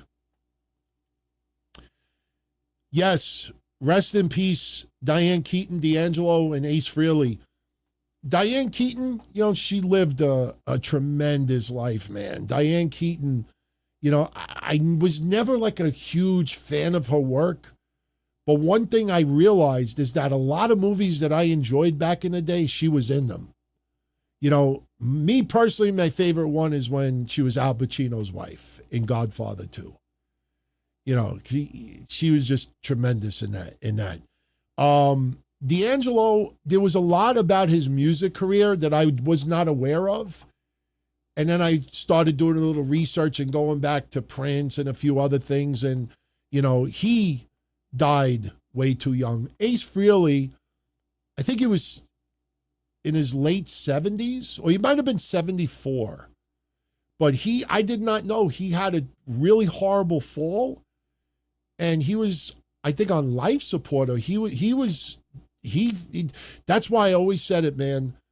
One of the things that Kevin and I will always be famous for was talking years ago about, just ways people could go out. We used to say, from a simple fall, somebody could die from it. Even with Scott Hall back then, we said, got to be careful. You fall, you break your hip, and you next thing you know, you're gone. And that ended up happening with him. It was awful. But Ace Frehley, man, I did not know about his fall. And, it's sad because it's somebody from your childhood, it's no longer here. I mean, I hope to be able to live till I'm close to 80. I don't know how long I'm going to live to. But, D'Angelo's death was very unexpected. I think he had prostate cancer and battled it privately. I think it was prostate cancer. But, or was it prostate? No. Was it prostate? I forget what cancer it was. It might not have been prostate cancer. It was, what's that other cancer? It was prostate cancer. Thank you. It was. I kind of had a feeling. I was just thinking of something else. But, it's just, I was watching a video today, and I'm blown away. My favorite baseball player of all time is Reggie Jackson. And fucking Reggie Jackson is almost 80 years old. You realize, a lot of your favorites growing up, their time is coming. And it's sad. It's sad. You don't ever want to see someone pass away, but we all go. We all go. Sean says his uncle fell down the steps, broke his neck, and passed away. Believe it or not, bringing up the history show. This coming episode is the anniversary of La Parker's death. Well, not his death, but his injury. Not the original La Parker 2. Next week is the anniversary of La Parker. I think it was 2018. He was wrestling a match in Mexico, and he did a suicide dive to the outside, and he landed between the barricade and the cement floor and broke his neck. And they rushed him to the hospital. They did emergency surgery, and he never recovered. 2 months later, he died. And he was, I think, only 58 or 50. He was in his 50s. It's crazy. You break your neck, and that's it. He never recovered from his injuries. But, my condolences with you, Sean, man. You hear things like that. That's why, you got to be so careful, especially when you get older. I'm pissed off at my mother and my father because a couple of years ago, I bought them the Life Alert, and I paid for the subscription. And then one day, about a year or so ago, I get an email trying to get me to resubscribe. And I'm like, I didn't cancel the subscription. I called them up and I said, is there something wrong with my credit card? And they said, no, you requested a cancellation. I said, no, I didn't. And they said, somebody did. So I called my mother up and I said, did you or Daddy cancel the subscription for the Life Alert? And they said, yes. And I was like, why? We don't need it. We don't need it. And I was like, what do you mean you don't need it? You know, they both have major heart surgery. My mother was pronounced dead twice. I'm like, if something happens, she literally has the button. Just press the button and an ambulance shows up. They didn't want it. I think they kind of felt like, you know, it's their time to go. It's their time to go. But I did that because I was so worried that, God forbid, you fall. You know, there's something there to get help, but some people don't want that help. I think some people get insulted by it, you know? I agree. I didn't want to cancel it, but I can't force them either. Look, November 17th, I'm going, 17th or the 14th? What's the Friday? November 14th. November 14th. You know, I might be going in for surgery to have a tumor removed in my midsection. I don't know if it's cancerous. I don't think it is. I think it's called lipoma. But, you know, this is something that's been giving me awful pain for over 10 years. But, you know, they did a biopsy last week. And they're like, you know, we just want to make sure it's not cancerous. What the fuck happens if it comes back cancerous? You know, it's like, damn, that sucks. You know, I don't think it will, because lipoma is like very, very, almost impossible. You know, it's like 98% chance of no cancer. But you still think about it. And after what happened with Kev this year, you know, it's like, you know, you realize, holy shit, you know, like anything could happen at any time. It really scares you. Avili brings up when his mom died. She fell out of a bed and broke her hip. You know, it's just crazy. You know, even me, I mean, I'm not trying to be funny, but, you know, I'm a big guy. I'm like 6'3.5", about, how much do I weigh now? About 277. I mean, you know, I'm working on getting the weight down again. I was a little heavier recently, but, you know, 275, Lex Luger weight. That's how I kind of make myself feel better. When I was 287, I'm like, yeah, that was Mick Foley's weight. 275, it's Lex Luger. You know, it's a far cry from being 364 pounds. When I was 365, I'm like, yeah, I'm a pound heavier than Big John Studd. That's how I always talked about my weight back then. But the thing is, you know, sometimes I lose my balance. And I'm like, holy shit. Can you just imagine, like, if I fucking fall and I can't get up? It's like that bad commercial from back then. I've fallen and I can't get up. They made a club song out of that. Anybody remember the dance song? I've fallen and I can't get up. That's going to happen to me one day.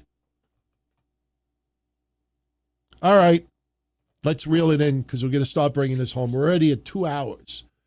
Already 2 hours. Unbelievable. Unbelievable. Tristan's grandmother, his nana, had a heart attack on the floor right in front of him, and his father. It was terrifying, horrifying. My wife's dog, 2 years ago, you know, she died right in front of us, and that was the first time I ever saw, like, an animal up close that happened. I see the videos on Twitter, and I fucking ban people, block them, mute them. I don't watch any of those videos. For those on Patreon, I finally found that liver drink commercial. The guy looks like Bret Hart. I posted on my Twitter if anybody wants to go check it out. But it was fucked up because I scanned X to find the commercial. So I typed in liver drink, and then all of a sudden I see a fucking cat dead. And it's like a vet, like, this is why you don't do this, and the cat liver shock. And I'm like, the fuck you putting this on? I deleted it. I fucking blocked the person. I can't look at it. You know, my grandmother died, the one I showed you all earlier. You know, she died suddenly in her kitchen, and my father found her. And, you know, when he found her, you know, I envision in my head, and it disturbs me because she tried to grab the phone and she fell, and the phone fell, and she couldn't call for help. And it bothers me to this day. And fucking 1991. Look, you know, can I say this about Hulk Hogan? I have to bring this up quickly. We'll start bringing this home. I've been watching some news coverage lately about, trying to insist on this controversy about Hulk Hogan's death. And I almost feel like because he's this larger-than-life person, people just won't accept that he got a heart attack and died. I have nothing but appreciation for Jimmy Hart. Met him, wonderful man, times a little bit of an asshole business-wise. We don't need to talk about that today. The Daphne story, you guys know about it. But I saw a news story the other day where Jimmy Hart was interviewed. And Jimmy Hart was like, it can't be. I talked to him the day before. He was fine. I saw him. He was fine. He was good. He was great. It was great spirits. And the next day he was gone. And I was like, not trying to be a dick, but I was like, yeah, Jimmy, that's how it happens. You talk to someone, the next day they're gone. That's what happens when people get a heart attack and die. Yeah, but they cut this. Yeah, but they did that. Yeah, but he had this. Yeah, but he had that. No. Sometimes you get a heart attack and you die. And it almost feels like in that real world, no, that couldn't have happened to Hulk. I understand his wife and his kids and his very close friends not wanting to accept it. He shouldn't have died this soon. He had too many years left. He was they loved him. They don't want to see him go. But, when you hear them do these interviews, it's like, man, you need to do some counseling because you need like a counselor to say to you, listen, Sky, Nick, Jimmy, that's how people die. One day you're talking to them, the next day they're gone. That's what happens. There is no, there is no arrangements. There is no checklist. Oh, this is going down here. Oh, this is this. Up, this is up. That's it. Call it up. That's it. Up, gone. Sometimes you go from here to here. There's nothing you could do about it. It's the way it is. Not JPEG. Did the Alf puppet ever appear on Pro Wrestling? I don't think so. Because I hated Alf. And I would have remembered, even though I hated Alf, I would have remembered him doing something and go, no. I would have fucking killed it. Alf never appeared in wrestling that I could think of. Not JPEG says, live every day like it's your last. I don't live every day like it's my last, but I try to appreciate everything around me. My wife, my dogs, my family, my hobbies, wrestling.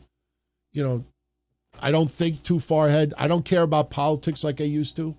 I won't let it bring me down. I saw all these people yesterday. Did you see all the No Kings protest? And I'm like, yeah, there's 300 million Americans. I would think probably 10% of them, or even more, despise Trump. So if I see 5 million Americans around the United States all protesting, that's not this major controversy. Yeah, there's millions and tens of millions that don't like him. I'm not justifying it, but I'm like, yeah, we got 300 million people. So if 5 million, 10 million, yeah, that's like, what, 1% of the country? Like, I just stay away from the doom and gloom, even on the shows. I'm not trying to pick fights with anyone. About the Andrade stuff before. If you're going to put a take out there, then I should be able to address that take, right? Rocky Red says AI is taking over the wrestling world, taking over the world, including wrestling. I'll always be famous for a comment that I said not too long ago. I said AI is going to cure some cancer.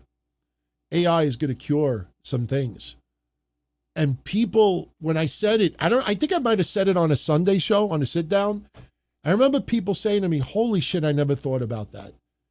And I was like, it makes sense. Because AI is not getting paid off by the pharmaceutical companies. AI is unbiased unless you want to make it unbiased. So if you fucking put in the computer, hey, figure out how I could cure this thing. AI is like, yeah, no problem. Do this, and this. I'm telling you. AI is going to cure some things. It won't bring back deceased people. You know, I got ripped apart when I said maybe down the line I'll do a new Don, Tony, and Kevin Castle show episode. I'll put Kev's voice through a program and I'll do a show. A whole show.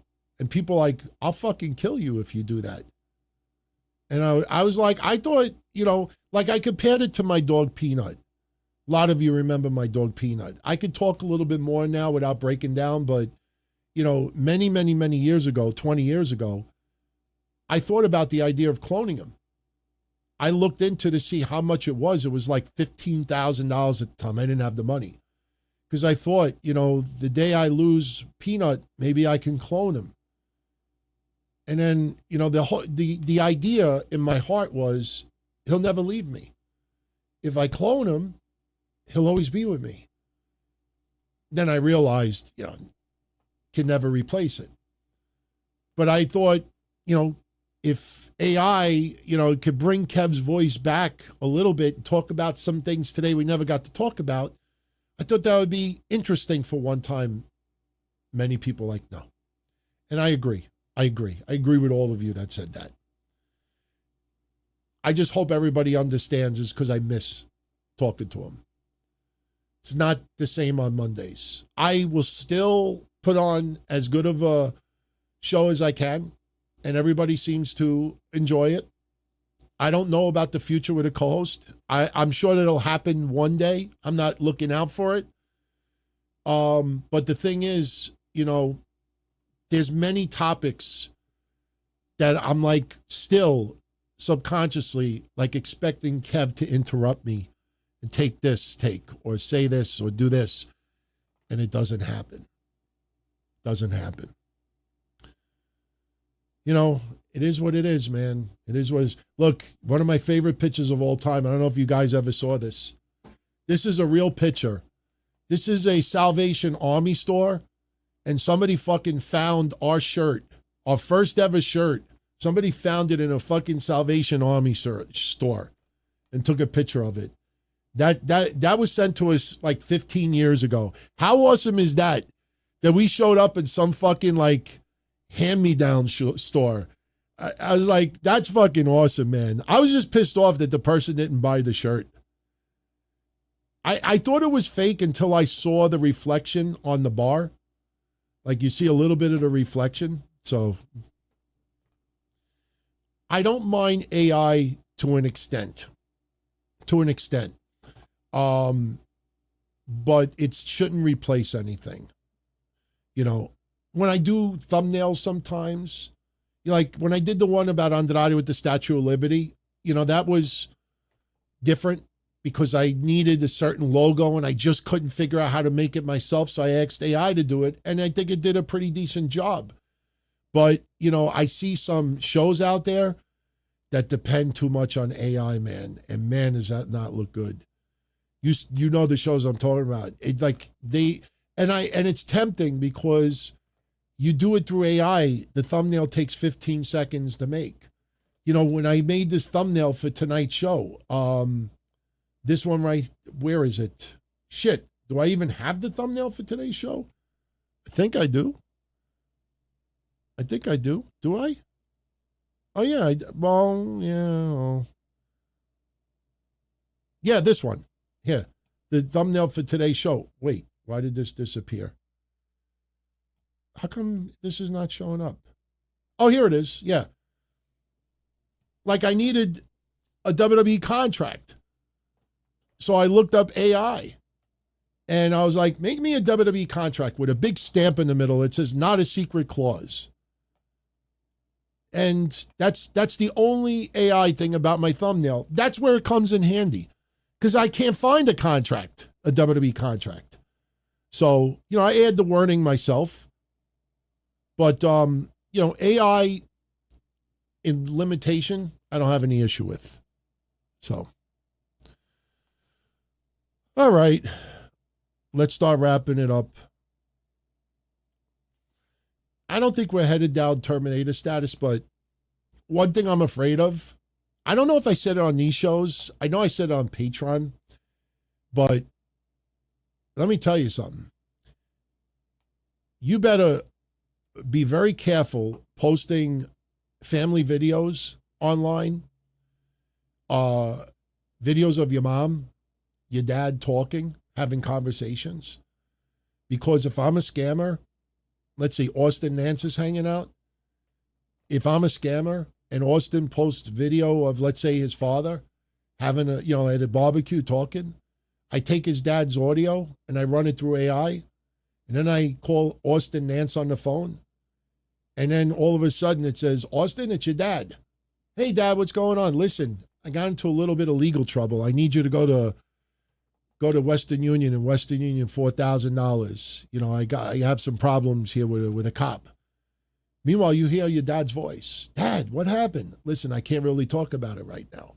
Just do me a favor. Go take out $4,000. Go to Western Union, and go Western Union it to Imbabubwa in Calcutta. Yeah, but Dad, you live in Texas. No, doesn't matter. Doesn't matter. I went to Calcutta for the week. What are you talking about? I saw you yesterday. Just get the fucking money. But meanwhile, you're talking to AI. AI, that's going to be the future. Remember the intros, the Donald Trump and Joe Biden intros that Kevin and I did early this year? They sounded exactly like them. And that's all AI. That's the next step. AI is going to start simulating your loved ones' voices, and they're going to call you up, and you're going to think it's your mother. And what you got to do to be prepared is you got to bring up something about your family that only they know. And you just say, Mom, this is hard to believe. Mom, what was the name of our first dog? And if your mom comes back and says, Habib, and it was Rocky, hang up the phone. That's how you look at it. If your dad's on the phone like, Dad, what was the name of the fish that you flushed down its toilet on me, you cocksucker? And your dad says, Jinder. Then you hang up on him. That's how you counter AI. If you think somebody you're talking to is bullshit, then you ask them a question that only they know and see how they answer it. And that's it. You got them. You always got to be one step ahead. Trust me. That's why when I get the scam calls and they say, oh, you owe us this. Oh, you did this, you did that. I'm like, oh, really? Then I ask them a question about me and they don't know the answer and I fucking hang up. That's how you deal with AI. Yes, I appreciate it. If everybody could take a moment, smash that thumbs up. If you like the show tonight, tell a friend. I promise you they won't slap you for it. Tomorrow night, I will be live right after Raw, DTKC, We will get an update about Seth Rollins. We'll also have, Maxine Dupree challenging Becky Lynch for the championship. We got the tag titles on the line. I'm a little concerned about Stephanie Vaquer against Roxanne Perez in a non-title match. Everybody else is defending their titles, but Stephanie is a non-title. And that's almost like a clear, prediction that, Roxanne Perez is going to get the victory, which justifies a future title match against Stephanie Vaquer. Tristan is asking me, Eminem or Snoop Dogg? For me, Snoop Dogg, even though I always thought Snoop Dogg was a big-time hustler, I still remember, 187 for motherfucker Cobb. You don't stop. It's 187. We know what that means. But I realized, he mellowed out over the years. He's like a household name now, and I don't. He's not perfect, but none of us are. I saw the controversy when he didn't want like LGBTQ and kids movies and everything, and he got demolished for it. If I was him, I would have said, listen, I'm heterosexual, and that's how I bring my kids up. It doesn't mean that, I have any issues with it. But if that's your stance, stand by it. I think people will respect you more. But, he caved in for that. And, I think also he might have not seen it in a certain way, and I think his comments are mostly genuine. But I hate when people take a view and because they get hammered for it, they change their view. I don't like that. You know, if you take a view, have the balls to stand by it. And I think people at the end of the day will respect you for that. Nas or Jay-Z for me? Probably Jay-Z. I was never a real big fan of both. Come on, you should be all asking me like Tribe Called Quest or Eric B. and Rakim. That's my shit. You know, that's what, you got to give me those. You know, like Notorious B.I.G. or Bismarcky. You know, that's for me, you know, that's more of my stuff. I didn't see the Alex Rodriguez documentary yet. I'll say this in closing about A-Rod. I'm happy that he's being accepted more now because I thought he would get the Mark McGuire, Roger Clemens, Barry Bonds treatment, you know, because, you know, of the controversy with steroids and everything else. I thought that he would be really an outcast. You know, like I feel bad that Kurt Schilling has been looked at so much like an outcast. Like I thought A-Rod was going to get that treatment too. And he's kind of, you know, gotten past that. And that's a good thing. That's a good thing. A-Rod was awesome, man. I still remember when he was on the Seattle Mariners coming up. Number 3. Still remember that. All right, let's wrap it up with like 3 wrestling questions. 3 wrestling questions. Let's make them good ones. So definitely let me know your thoughts on what I said earlier about the Andrade situation, about the no compete. You know, should we really have sympathy for these people like Ridge Holland? I feel bad for Ridge Holland, no question. But, you know, you knew this is the contract you signed. Plus, he got paid for all the time that he was injured and was home. So now you're paying it back, working TNA, working on NXT, working, you know, whatever. And then, you know, like they let you go and it's fucked up and everything, especially that he's injured. But, you know, this is the risk you take as a professional wrestler. You know, you can't agree to all these things, get paid well for years and years and years, not manage your money properly. Like, here's a good one. Here's a good one. This is a great one. I don't care if this guy tells me to go fuck myself. Bobby Fish. Bobby Fish.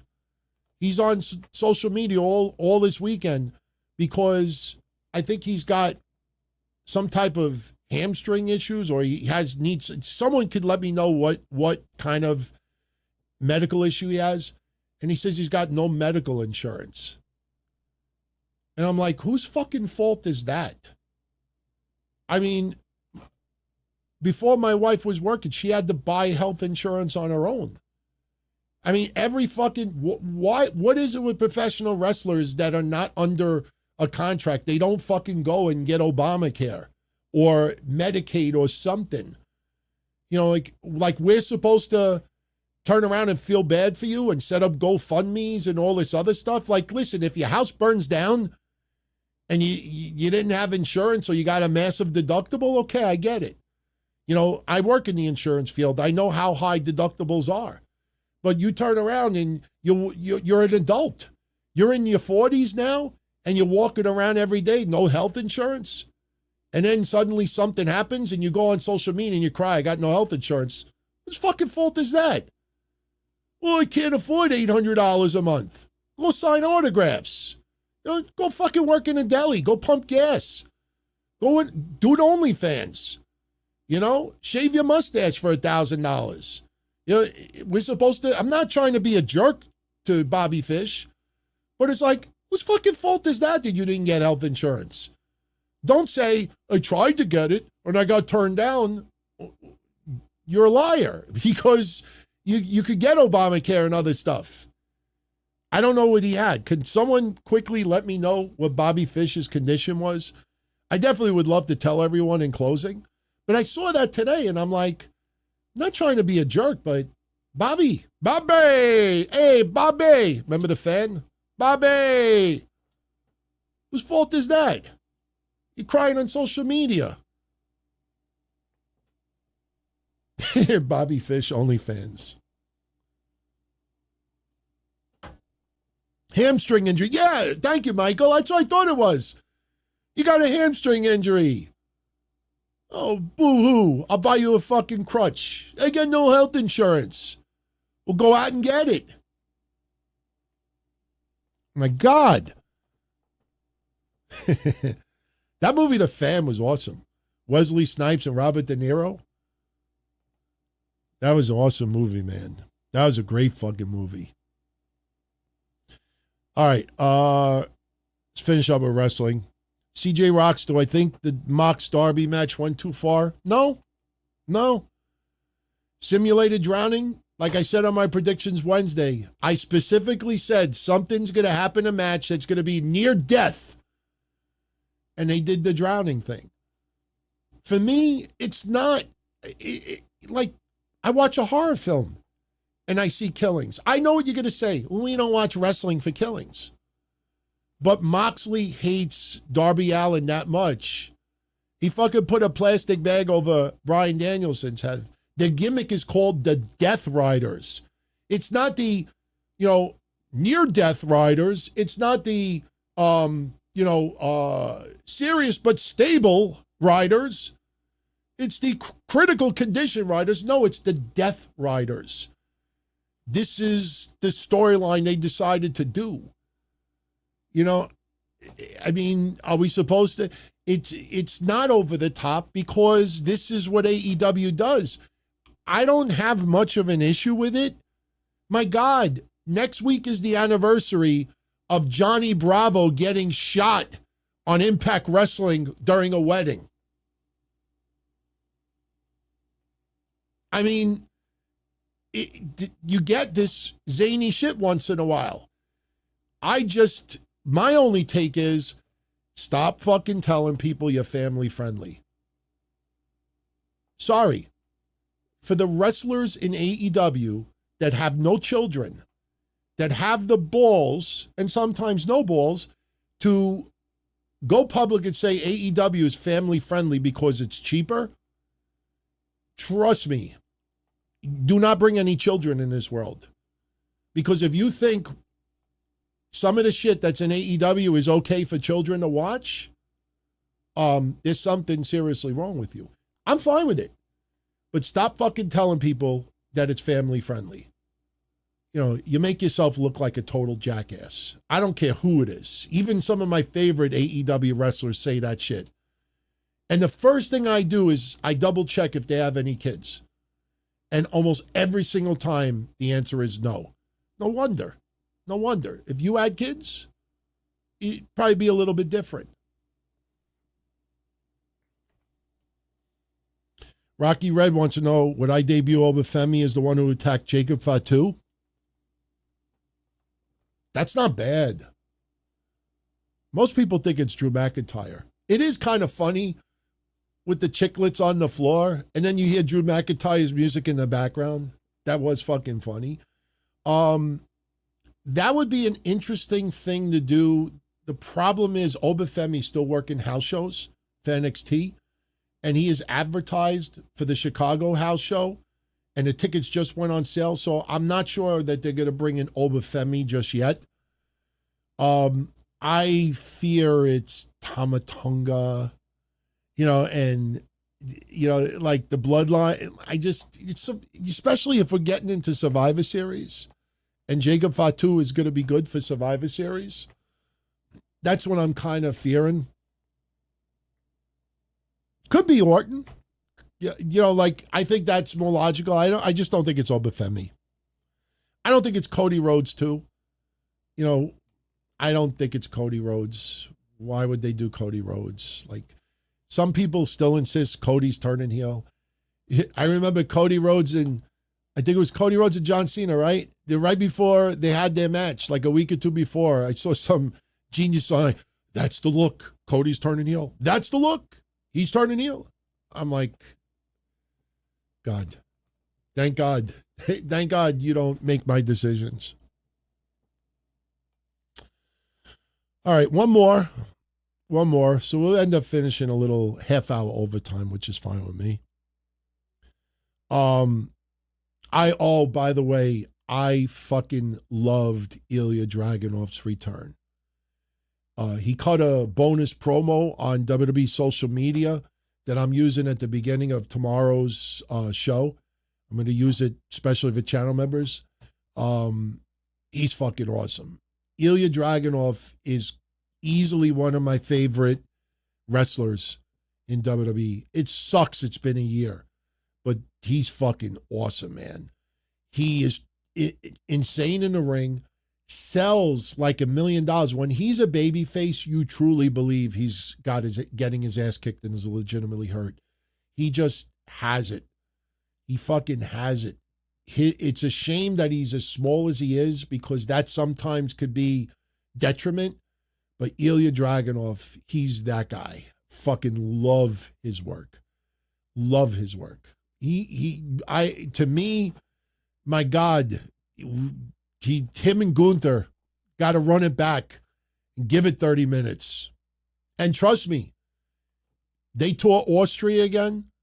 I bet you see Ilya and Gunther do it on a Super Show. I think they'll do it. All right, let's take one more. Garth, let's get the brackets for the AEW Women's Tag Tournament. Then I'll tell you who I think should win. We don't even know all the participants yet. Let's take one more, and we will call it. So tomorrow, Raw, I think, is on 8 p.m. Eastern, so it's normal time. So we should start right around 10:30 Eastern. That's right around the time Raw goes off the air. Do I think Chris Statlander loses fan support if she loses to Mercedes next month? Let me tell you something. I'm not going to put in a synopsis, but get ready. PWI's top 250 women. I don't want to say it's tomorrow, but it's going to be released, I would say, in the next week. Mercedes is number one. I don't think they'll be able to, well, they can update it because it's from August to August. So her championship wins now don't matter. But the PWI Women's Top 250 is about to come out, and she is number one. I don't think Chris Statlander loses any momentum. Let's see what the storyline, let's see the vibes going into that match. Right now it's just on paper. So let's see how they build it from now until then. Personally, I wouldn't want to see Chris Statlander lose the title this quickly. But again, we got to see how it builds from now until then. Listen, when she fought Toni Storm, I predicted that Toni Storm would win. And there was like none of the other belts were on the line. You know what I mean? So it was like, it's very hard to predict a Mercedes Moné loss the way she's used in AEW. So you got to, and the only reason why we predicted it that way was the way the storyline is developing. So let's give it time and let's see. Mercedes, I get it why people say that she's cringe, but you have to also give her due. I'm not a big Mercedes Moné fan. I was never a huge Sasha Banks fan. When she won the title that one time and she was crying, that hit me a little bit from her speech way back years ago. But there's no denying that she gives a good match. Like all these indie promotions giving her the title just to add it for clout, that's a gimmick. But she's putting on solid matches. All right. So, you may not like the way she's being portrayed and how she's got the stranglehold and the way they're perceiving her as Ultimo Dragon, but you can't deny that she doesn't have decent matches. So, she will lose titles sooner or later. She'll lose titles sooner or later. It's going to be interesting how it's handled, because are they going to do something where she loses all the belts at the same time? Because remember, then you have to have all the indie promotions sign off on it. And that's all you need is one asshole to say, I don't want Mercedes losing my belt to Chris Statlander. When Mercedes comes back to Zamblavistan, is she going to lose to my local, Amy Lee? You know, Annie Libizabab, you know, whoever. You know, like, that's all you need is one asshole promoter say, I'm not having to lose my title. So we don't know how she's going to start losing these belts. You almost feel like she's got to lose all of them at the same time. I dropped something. That's okay. All right, I'm going to jet. Much love, everyone. Hope to see you all tomorrow night. We definitely will have some additional stuff to get into. So I want to thank you, as always, for the support. Keep supporting the website, wrestling-news.com.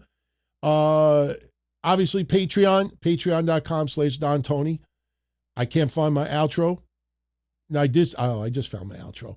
So, yeah, if you're online tomorrow night, check out our Discord. It's free. DTKCDiscord.com. We'll cover Raw. We'll get into some wrestling news. We'll also follow up on the discussions we had tonight. We'll see if anything builds from that, but definitely let me know your thoughts about some of the things we talked early on, especially the contract stuff. You know, did I miss anything? Am I wrong in anything that I said? Are we now realizing that all this outrage about Andrade's contract is nothing? I mean, it's literally old news. I mean, it's been out there and people knew it. Most of the people out there that have this outrage already knew that this is a thing. And, you know, we also got to remember Andrade is the one that fucked up. He fucked up. He failed wellness program multiple times. So we're supposed to feel bad. He knew what he was getting into. So everybody else in that company knows what they're getting into. I just love the Brian Alvarez comment at the very end. If you have a 1-year no compete, you could get away with that. Like, now you go from that to the outrage about Andrade's 1-year no compete. Unbelievable, man. As if, yeah, and you know what's sad? I'll leave you with this. Think about this when I go off. Think about this.